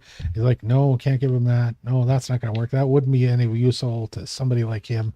Let's see what we've got. And he's like, Bort's blessing. Perfect. And he holds up this ornate copper band with a small ruby in the center, flanked by a pair of dwarven runes. It's a ring, and this ring gains the ability to understand, read, and speak one common language of their choice. Oh. Ooh. Selected Look at how we're going. selected each morning as part of their daily preparations. Okay. That's useful. In addition, What the are we wearer gonna do receives today? a +1 item bonus to diplomacy checks for making an impression. He flips the ring into the air for Percy to catch. And he's like, best I can do right now. So we will transfer all of these to your inventories afterwards so that everybody's got what they're being given. And then he finally looks over and he's like, and at last we come to your apparent wizard. What are we going to do for an apparent wizard? He could use a cloak. Well, he's not going to get a cloak because I don't have one in this case. Let's have a look and see what he does. And as he looks around, he's like, He's a pretty reasonable guy. As he's looking around, he finds that he's like, oh, the fellow that I gave the ring to. Wait a sec. He tosses out a little rune stone to the fellow with the ring. He says, by the way, you might be able to use this on one of your weapons. And it is a little rune that has, if you were translate it, says hooked on it. It's the rune stone known as hooked. A hooked weapon extends hooks when it's used to attack. A hooked weapon gains the trip trait. If a hooked weapon normally has the trip trait, you can attempt to trip a foe as a reaction when you critically hit it with a hooked weapon. He says, now I don't know if you want to use this or pass it around to one of the others in your group, but here you go. Have an extra little rune stone. And he's like, back to, okay, what are we going to give the wizard? What are we going to, well, of course he needs a wand. Sure enough. And he pulls out a wand out of the case and he goes, here you go. A wand of binding muzzle. Thank you. Ooh. What is binding muzzle, you ask? What is binding muzzle? As whenever he casts that wand, a shimmering muzzle of pure magical force clamps the target's mouth shut. Ooh, I could have used that 20 years ago. The target can attempt a fortitude save to resist the muzzle. Now, giving this to this wizard is a little OP, but I'm doing it anyways. They're very useful when in confrontation with another Wizard, magic yes. chanter. It would be good for any of you, but it's a wand, so of course it's got to be a wand user that would use it. For targets more than one mouth, the caster must target a single mouth. You could have something that has multiple heads, more than one mouth, that kind of idea. There are things that do have that stuff. Nice. If it's a critical success, as the target rolls for its fortitude save, it's unaffected if it gets a crit. If it's successful for one round, the target can't use jaw strikes, breath weapons, or any other attack that originates from the mouth, nor can they imbibe anything, including potions, mutagens, and I'm assuming elixirs. that it would also mean that the other magic user or whoever it's being cast upon, you know how a lot of magic users need to speak their magic into being. Yes, that's the purse. That's the whole purpose. point. So Yeah. But They got to beat an 11 in order to cast a spell. now, if they succeed and they beat it, they still can't use jaw strikes, breath weapons, or these other attacks. Right. However, if they fail, then the effect lasts for a minute, and they can't cast a spell with verbal components. And if they critically fail, they can't speak at all. So there you go. Having a look, he says, all right, is there anything else in here that would be of use to any of you? Oh, that's right. I forgot. You're a greenhorn. Sure enough. And he slams the chest, shoves it back under the table, and he says, where did they put it? He shuffles over to a corner, and there's a whole bunch of pots and pans, and there's a lot of clinking and clanking. He goes, here it is. And he drags out this old dusty cauldron. It's about this big. And he says, here you go, greenhorn. And he hands you a cauldron of extraction. Ooh. Let me find out where it is. An extraction cauldron, it's called. This large magical stew pot can boil objects down to their valuable components, greatly assisting anyone who wants to harvest raw materials without visiting a settlement. Monty had one of those for sale. A cauldron is roughly 3 feet in diameter. As you stir the cauldron, one object that has been in it for at least an hour transforms into raw materials with a value of 1/2 of the object's price. Art objects are instead transformed into raw materials with value equal to their price. The cauldron produces raw materials associated with the object but unaffected by immersion in boiling water. For example, a magical broom might be rendered into a block of dense, valuable wood, while a gilt-edged portrait might be transformed into a lump of gold. Objects removed from the cauldron before an hour passed can't be transformed, and they might be damaged or ruined by the water and the heat. So once you put them in, you got to leave them in there for an hour.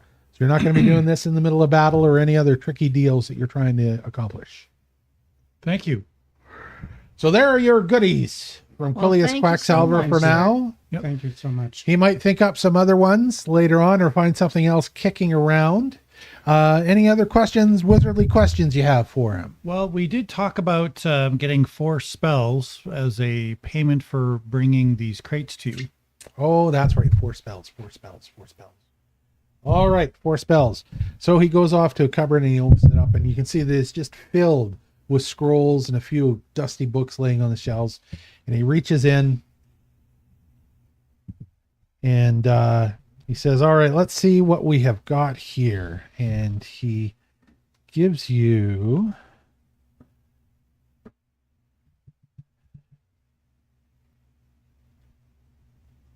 I am just making them so that they're easy for me to transfer to you later. Sure. I'm going to put them in the same chest that he was just generating loot in, and then he looks through and he's like, all right, let me see what we got here. What have we got? Equipment, consume. Aha, here we go. He hands you a scroll of Moonlight Ray. Put this in your spell book. Moonlight Ray. Moonlight Ray. So I can go directly into my spell book, or do I need to learn it as a scroll? Oh, you can probably paste it right in there. Moonlight Ray. Okay. Okay, awesome. Moonlight Ray. You unleash a holy beam of freezing moonlight. Is what Moonlight Ray is. The next one he gives you is a scroll of Rally Point.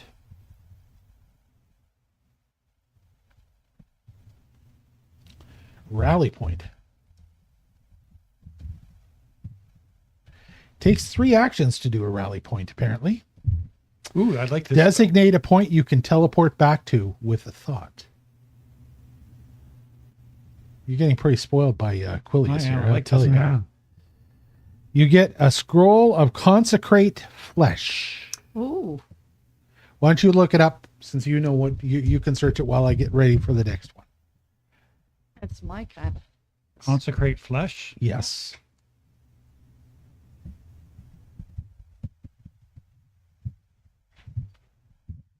It's a divine spell, though. I can't use divine spells. What? All right. Well, he says, okay, how about this one then? How about Firework Blast?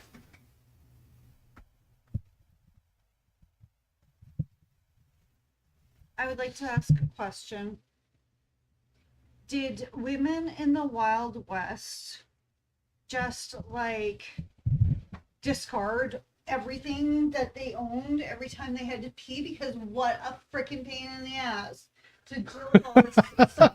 Or is it like the reason why women just wore skirts so they could just like pull up and squat, or like men had things that they could just like, you know, pee that way? Because my goodness, these on jeans going pee took me 17 minutes, I swear. I just needed to pee, and yes, and I love my holsters, and I love it all. But I'm rethinking my wardrobe seriously right now. Well, you're a sharpshooter. Shouldn't it be easier? Better, easier for her to aim. Victorian etiquette. Victorian etiquette. There you go. Page Yes, I'm 1. sure Thaddeus would have an answer for that. He would know. Oh my gosh. Now, actually, I can feel your bathroom issues because I just finished 6 weeks of Santa gigs. Every day, I have to go into the public washroom because they don't have a private one where I was doing my Santa gigs. I had to take off. Pee in private, or in public? What the You heck would will think that- so. So I have to go to the public washroom. I have to wait for the big stall to be open because I couldn't do everything in one of the little stalls. I have to put down the baby changing tray. I have to take off the coat that weighs 25 pounds, lay it on there, take off the hat, Wow. undo the belt, take off the vest so that I can get at the big pantaloons that go way up my waist that don't have a zipper, just so I could go pee every single day. So yes, I feel your pain.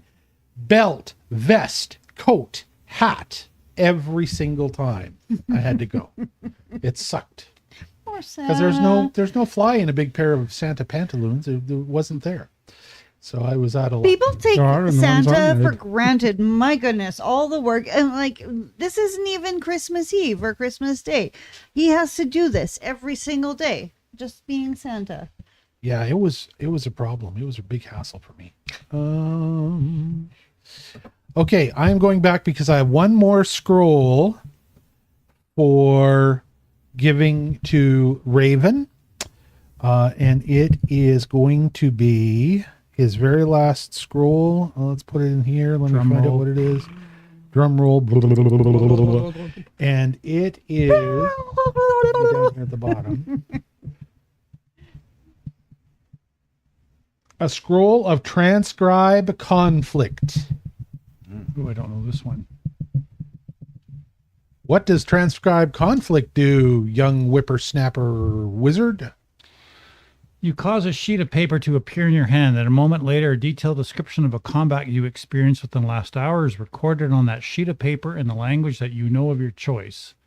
The description is detailed enough that anyone who spends a minute reading the page can attempt to do a recall knowledge about the event as if they had been there, but the primary purpose of the transcribed conflict is to give you additional insight into the fight by allowing you to study the conflict and learn from errors or tactical blunders participants in the battle may have committed.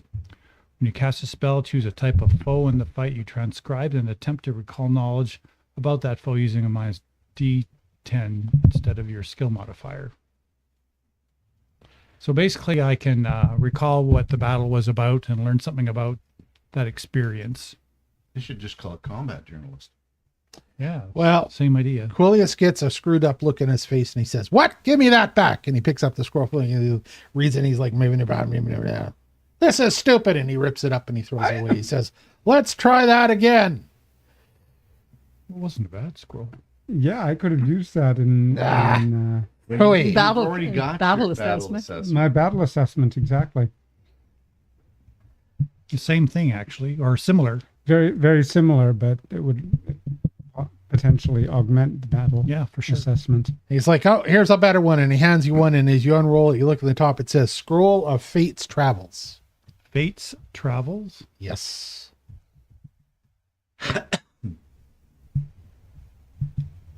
You get a vision of a creature when it was alive, and its last 10 minutes of travel. Vision gives you a clear impression of the route and it took and locations it visited, if any, but not all creatures or hazards in those areas. This information is enough to automatically succeed in tracking the creature over that distance. Yes, very useful. Now he says, "You know what? I know this is a necromancy scroll, but don't worry. I'm going to make it work for you." He takes the scroll, he scribbles a couple of runes at the bottom, and he says, "There, works for arcane now." Nice. Nice. Thank you. He says, "Now you're not going to be able to write this one into your spell book, probably. If you're unable to write it into your spell book, don't worry, because these runes that I put at the bottom mean this scroll will not be consumed when you use it. Oh, nice. Okay. So if you have to keep it as a separate scroll all the time, that's fine. It'll just be outside your spell book." Okay, I'll work on that. Thank you. I have a question, though, sir. Yes. If I, after this, if we do our quest and I come back, is it possible that you might sell me some of these scrolls that you have? I In the might be able future? to. Once you come back, if you guys are alive still, we'll see what we can do. Yeah, we're done dead. And then it won't matter. Yeah. Right, there you go. All right. Thank you very much. Well, now that's about everything I've got for you today. I just wondered, what do you have for questions or other needs that you have before you head out? You can stay overnight if you wish. We probably should do that if we can get the protection and bow of our wizard friend that things will not be stolen by pukas or anything. Can you protect us from pukas during the night? Well, no, that's up to you. You are Wilders, aren't you? Well, we are. But Didn't you have an alarm that your wizard had? Is there Well, a I'm spell? working on this. On Is the there a wand. spell that would make us like stay alert for our entire shift. And I don't know if they have cocaine back in the days, but No, I think you're talking about coffee, not cocaine. sorry, coffee. Cocaine was sold over the counter. Yeah. Yeah, it was a Until tooth powder. 19 Coca-Cola, 16. tooth powder, yeah. Yeah, 1916 was when it was taken off. It would make you stay awake for your 2-hour shift. That's all I know about that. So Speaking as a physician, So Quillius looks at all of you and he's like, "Oh, I don't know if you're ever going to survive this. If you're still worried about pukas." He's like, "Don't worry. The chances of you running into another group of pukas to the south of us is pretty low. I happen to know for the most part, they stay in the north part of the Feywood.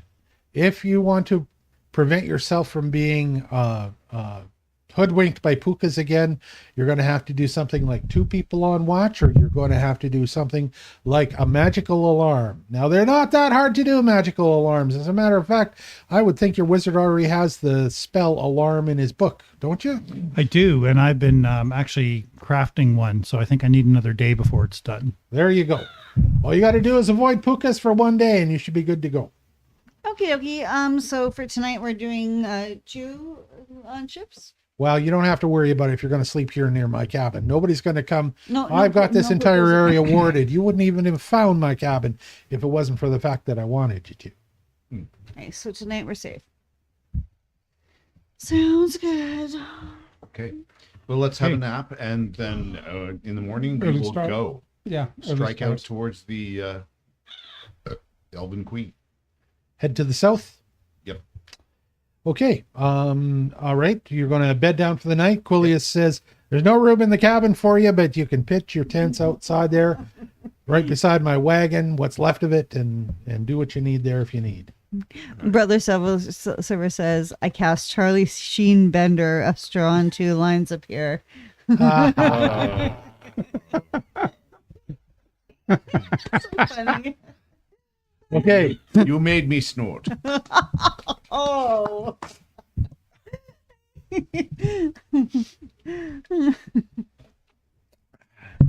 And for everybody that's under the age of 25, they're like, who's Charlie Sheen? And so that's okay. To be fair, Charlie Sheen never was addicted to cocaine. He just really liked the way it smelled.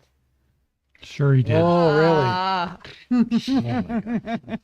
That guy's not even on. He's not even on TV anymore, right? Or on the No, internet. but he did really well for himself. But in the 2.5 80s and Men 90s. is still out there, Yeah. And people and know all his about old Ted. movies.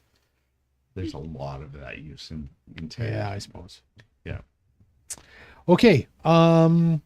Anything else before you bed down for the night? You're not going to have to worry about anything anywhere near Quillius, being the powerful wizard that he is. So No. as you bed down, it's quite dark now. You can still see flickering lights flickering from the window in Quillius's cabin as he's hunched over his wizarding ball, looking at various scenes of the world and muttering to himself.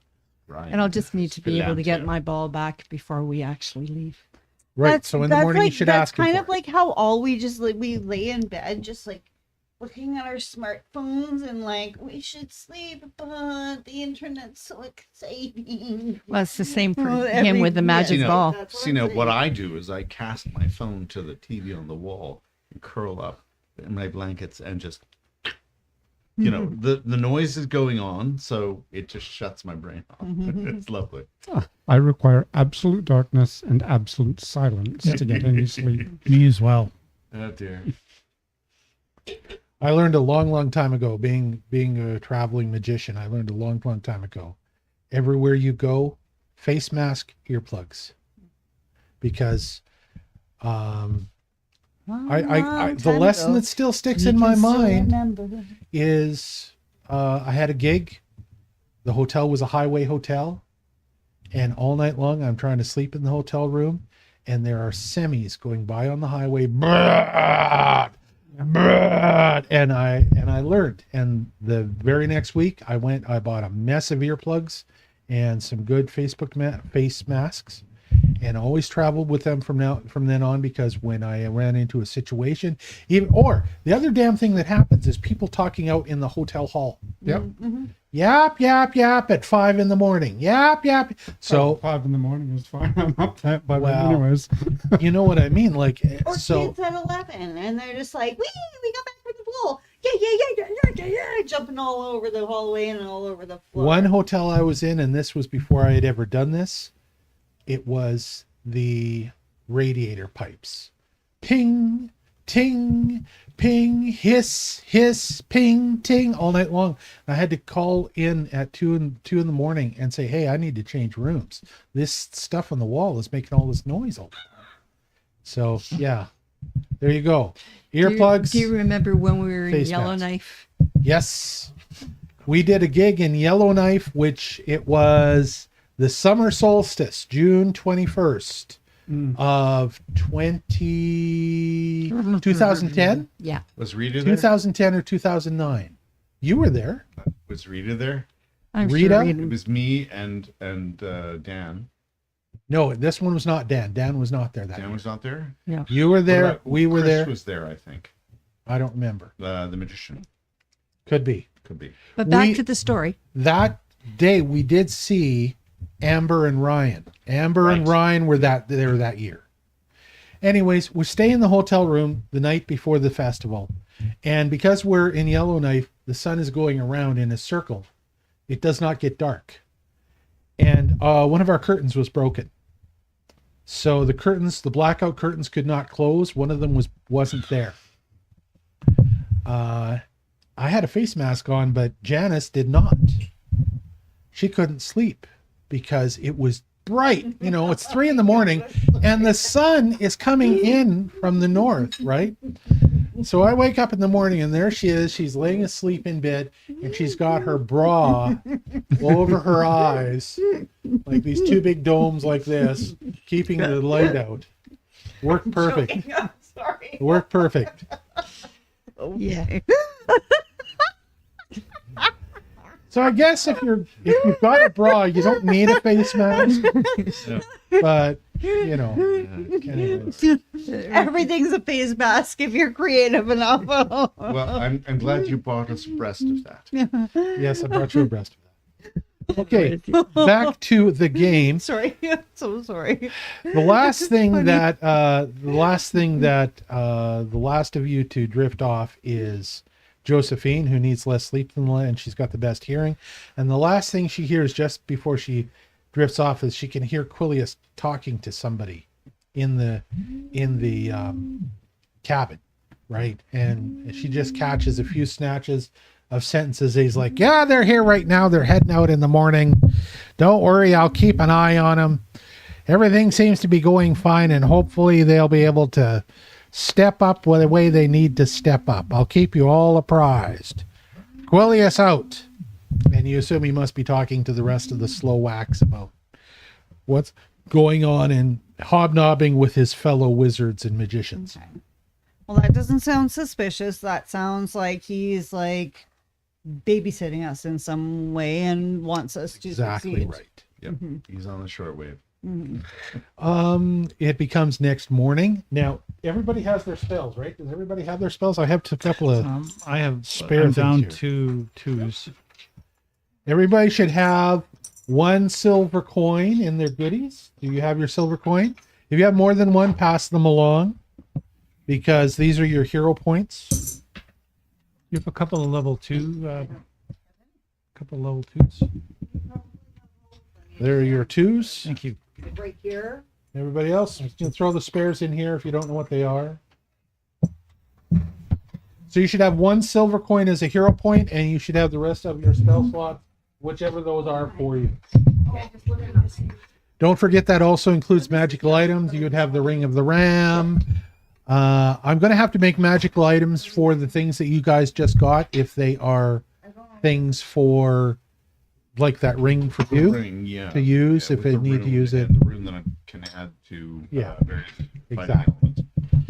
You get up in the morning, the magic users should be setting their spells, and you decide what kind of language do you want to be able to understand and speak for the rest of this day. I want to be able to speak Elvish. Elvish. I was hoping you would guess that. Makes sense, right? Okay, and so Percy finds that he is able to understand perfect Elvish now. He just knows it deep in his magical core. Yay, woot. All right, what do you guys wish to do as a group? I say we pack up and get going. Yep. Pack up I and get agree. going? All right. Guys and gals? Yep.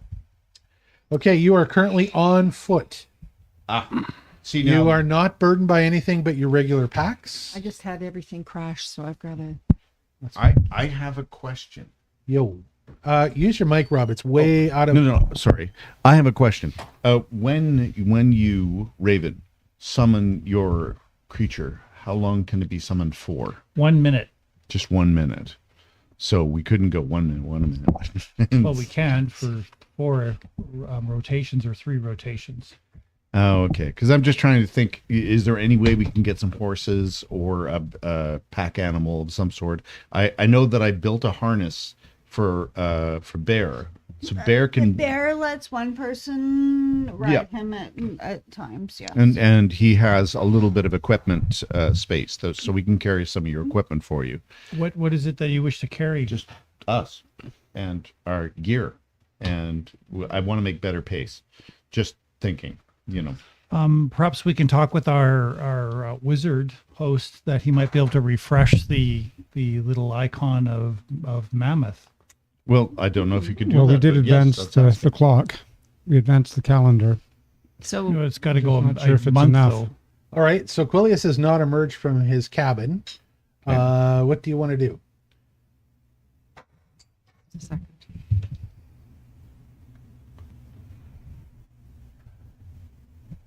Are you going to approach the cabin, or are you just going Yes. to give up on it? What do you think? I Well, think we should be able to at least say goodbye to him, and I need to get my crystal ball back. That's 'cause true.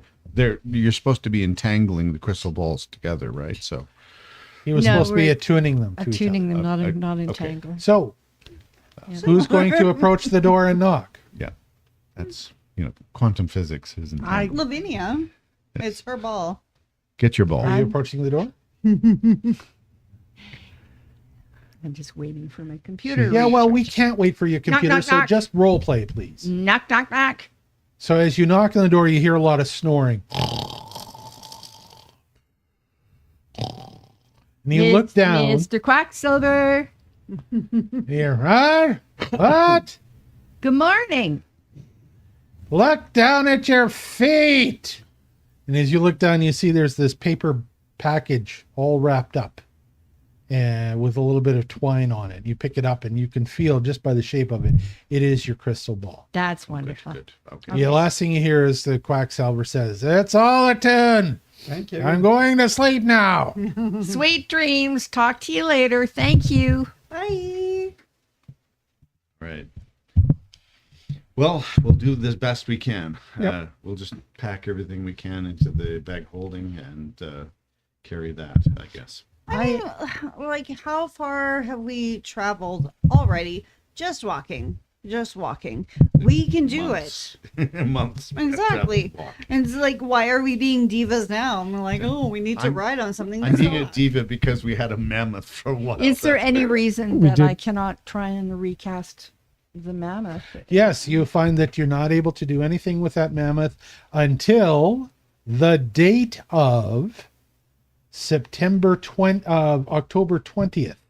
Okay, No. thank you. Okay. Yeah, On the date of there was October the 20th, it'll four work again. The four uses For uses. within the calendar month, and on your last use that resets the calendar for a Right, whole month. You have exactly, to Yeah, you gotta wait for a month. Correct. ridiculous, because oh gosh, wouldn't you love to just like spread those out over the month and have a new month? I mean, Josephine has got a bear that she can ride, but that's the only mount that you currently Yeah, have. and I'm not going to take advantage of him either, because if he's walking, I'm walking. If you guys are walking, I'm walking. Okay. And might as well let him save his energy for when he needs it. Okay, so we will take it as read that we are walking. Walking. Let's Okay. proceed in a southerly direction. As you begin heading south along the path, basically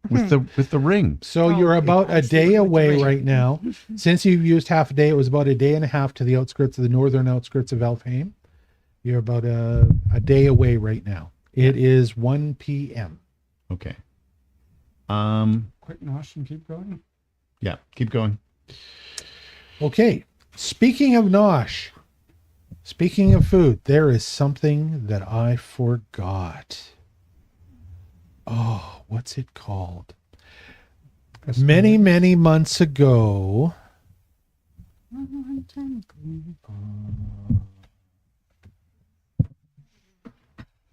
many months ago, we had a discussion about Food and craft. about cooking in the Feywood. Do you remember the discussion about cooking in the Feywood? Yes. Yes, no fire. There is no fire allowed in the Feywood. Yeah. One of the things that I forgot to tell you that Quillius gives you is a fireless cook stove. Oh, Oh, wow. It's a small, primitive, fireless cook stove. And the thing is, I can't remember what the name of it is. Like cook or stove or I'm fire? gonna try cook. Fireless? It is an item, but I can't remember what the name of it is, and it's not coming up for me. So I'm going to have to do over the next 2 weeks. That's going to be on my to-do list to find you that item. It was his solution for you to be able to comfortably cook meals and not have to go with cold food all of the time in the That's rest of your fine. travels We through love Elfheim jerky and and other berries, but you know. Yeah. All right. You continue on in your travels. Yes. We are going to see if anything happens if you encounter any of the wild fae. You do not. Not so far. You do catch small glimpses, but nothing actually approaches you. As you're walking along, you see all kinds of fantastical creatures. At one point, you even think you might see the silhouette of a stag lord out on one of the far hills between the trees. It just has this colossal rack. It looks like what you would recognize from your own world as a buck, a male buck deer, but it's got to be twice the size, and the rack of antlers on it is multi-tined and the size of a moose's rack or bigger, but it doesn't have the broad dishes of a moose's rack. It's got beautifully ornate horns. Thaddeus, of course, gives a respectful bow to any of those creatures that. Yes, It and you can encounters- see that at the distance, you think the stag lord is looking at you, but it makes no response. And then it turns and simply walks behind whatever hilltop it's on. Every once in a while, you'll have a little pixie fly past you. Same words, different order. That's fine. At one point, you even hear what you think it might be a little pixie song, and it seems to be a song about the high hob. I do this. I touch my heart whenever there's a pixie present, because Yeah. you guys know how much I There she is. loved that girl, which we only just barely had contact, but I felt the strongest pull ever towards my kin with that little girl. So yes, I touch my heart when I feel the pixie presence. Well, Matt.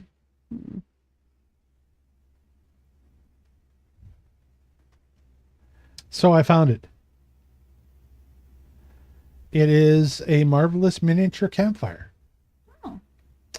It's expandable and magical, and it is a small replica of a real campfire. It appears to be made from some type of metal, and apparently all you have to do is put it on the ground where a regular campfire would be and touch it, and it expands to look like a regular campfire with a flame that glows but does not flicker, does not burn, simply glows. There are coals that you can and it creates heat. There are coals that you can place a pot on, and water will boil, but it does not, in fact, create fire.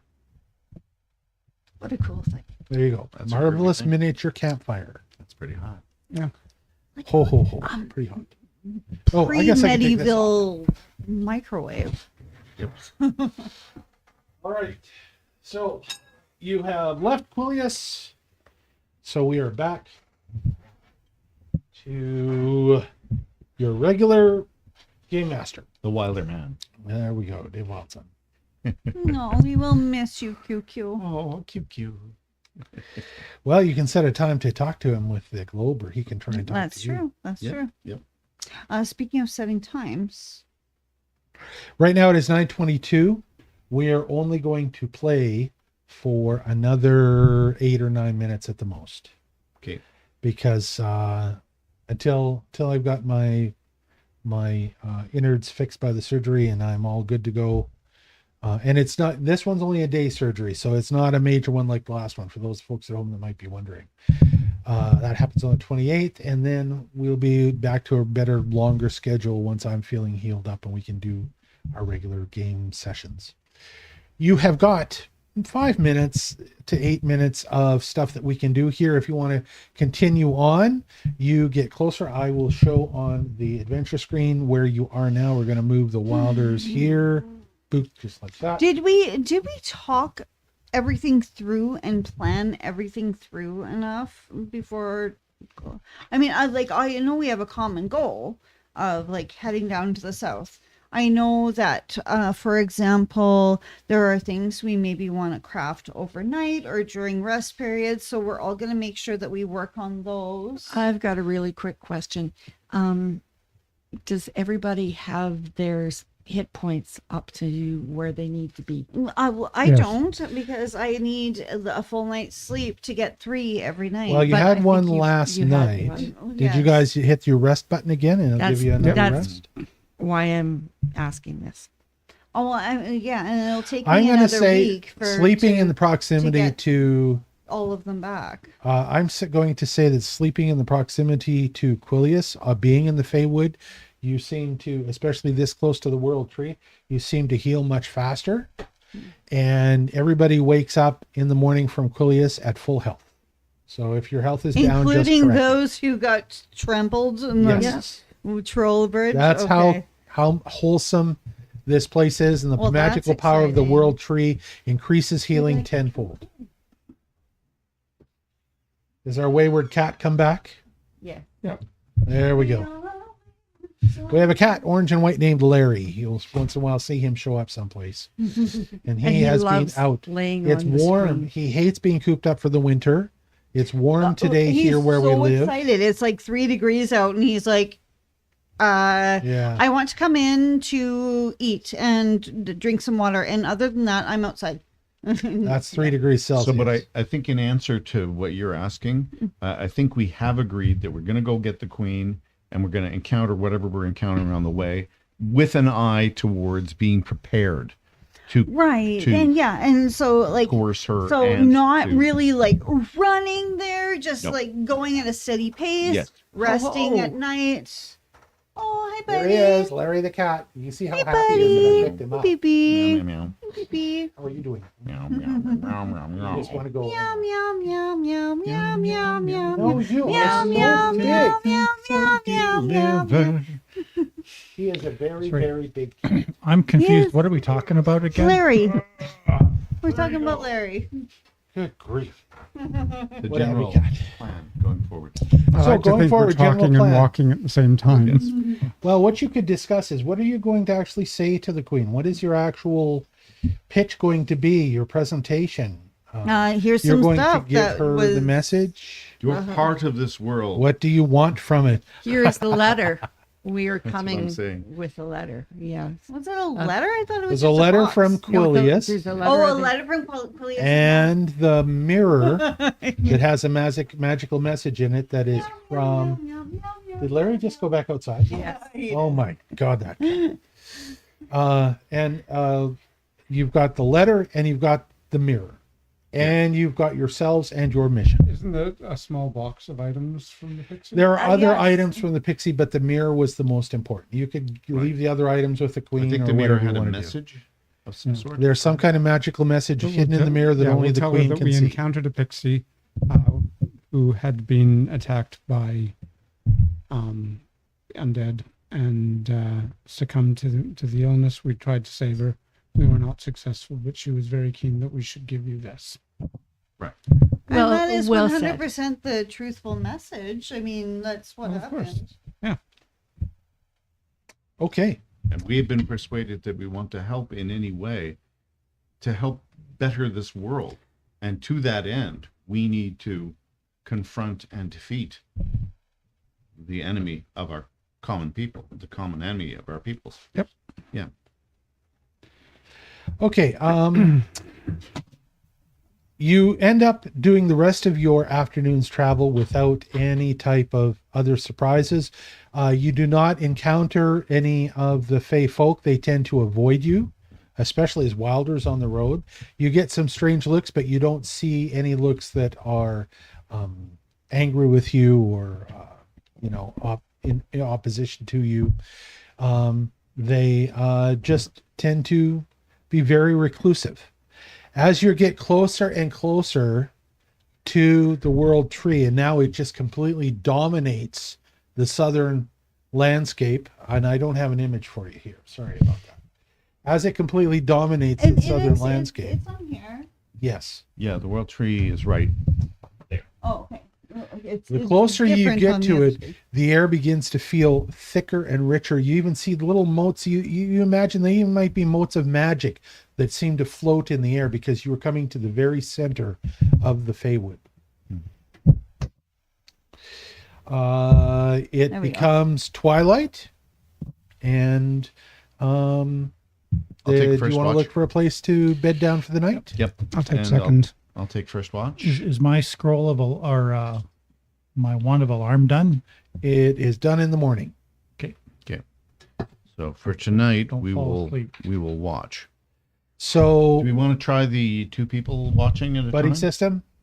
Do you want to do this? Okay, so you've got So 3 you and me. watches, 4 hours each. And then you two, and then Lavinia? okay, and then Raven, or do we need 3? I'll take 2 watches because I don't need as much sleep. How does that sound? That sounds reasonable. All right. So as the first watch starts, you guys are doing supper, whatever other domestic chores that you need to do, trying out your cool little magical miniature campfire for the first time. You set it down, and sure enough, it works like a hot damn. It boils the water faster than a regular campfire does. Oh, good. So we have And coffee. So you yay. don't have to look Yes. for wood. It saves you an immense amount of time right there because you don't have to look for wood, start a fire. All you do is set it down, and because you have a wizard with you who can operate this thing, Yay. it magically starts up when he touches it with his wand. Bing. And that is where we're going to leave it. We're going to find out about your night watches and what happens in the evening at the beginning of the next game. Now, that brings up the question of when the next game is going to be. So we're going to talk about that right now. The next game is going to be in a couple of weeks. We're going to be switching for the next, I'm going to say, month or so. We're going to be switching to what contents of your screen 1, share, adventure screen. Okay, so we're just going to pull up a calendar here oh, of course they don't have a calendar on this one. Calendar. I just want a January calendar. So whatever schedule we're going towards, Dave, if we can make sure, because people send me messages asking, of course, if we're on, and I said no, we're not. But like I know you sometimes put it on Twitch. but Yeah, I'll on- put it in our about line on Twitch. I'll also put it on Wildermage on Facebook, and I did the last time that we would be playing tonight. So tonight is the 8th of January. We're going to play in 2 weeks. We are busy, both myself and Glenn next week are busy with an event that we're building. We are building They're balloons making balloon for thingies. Kaleido. Or no, not Kaleido, the Deep Freeze Festival. We're building some balloon costumes for the Deep Freeze Festival next week. We're busy. So it'll be the week after, the 22nd. That is when we are going to play, health permitting. My health is still up in the air until that surgery. So health permitting, we will see you all on Wednesday, the 22nd. Sound good? Yes, yes. Super duper. All right. Thanks, everybody. Everybody say good night. Good night. Hey, thank you, everyone who came and watched with us tonight and played with us tonight. We appreciate you so much. So tune in next And time. Happy New Year, everybody. Happy New Year! I very much look forward to you guys finally meeting the Elven Queen. Yay. All right. Yay, fun times. Bye. Off we go.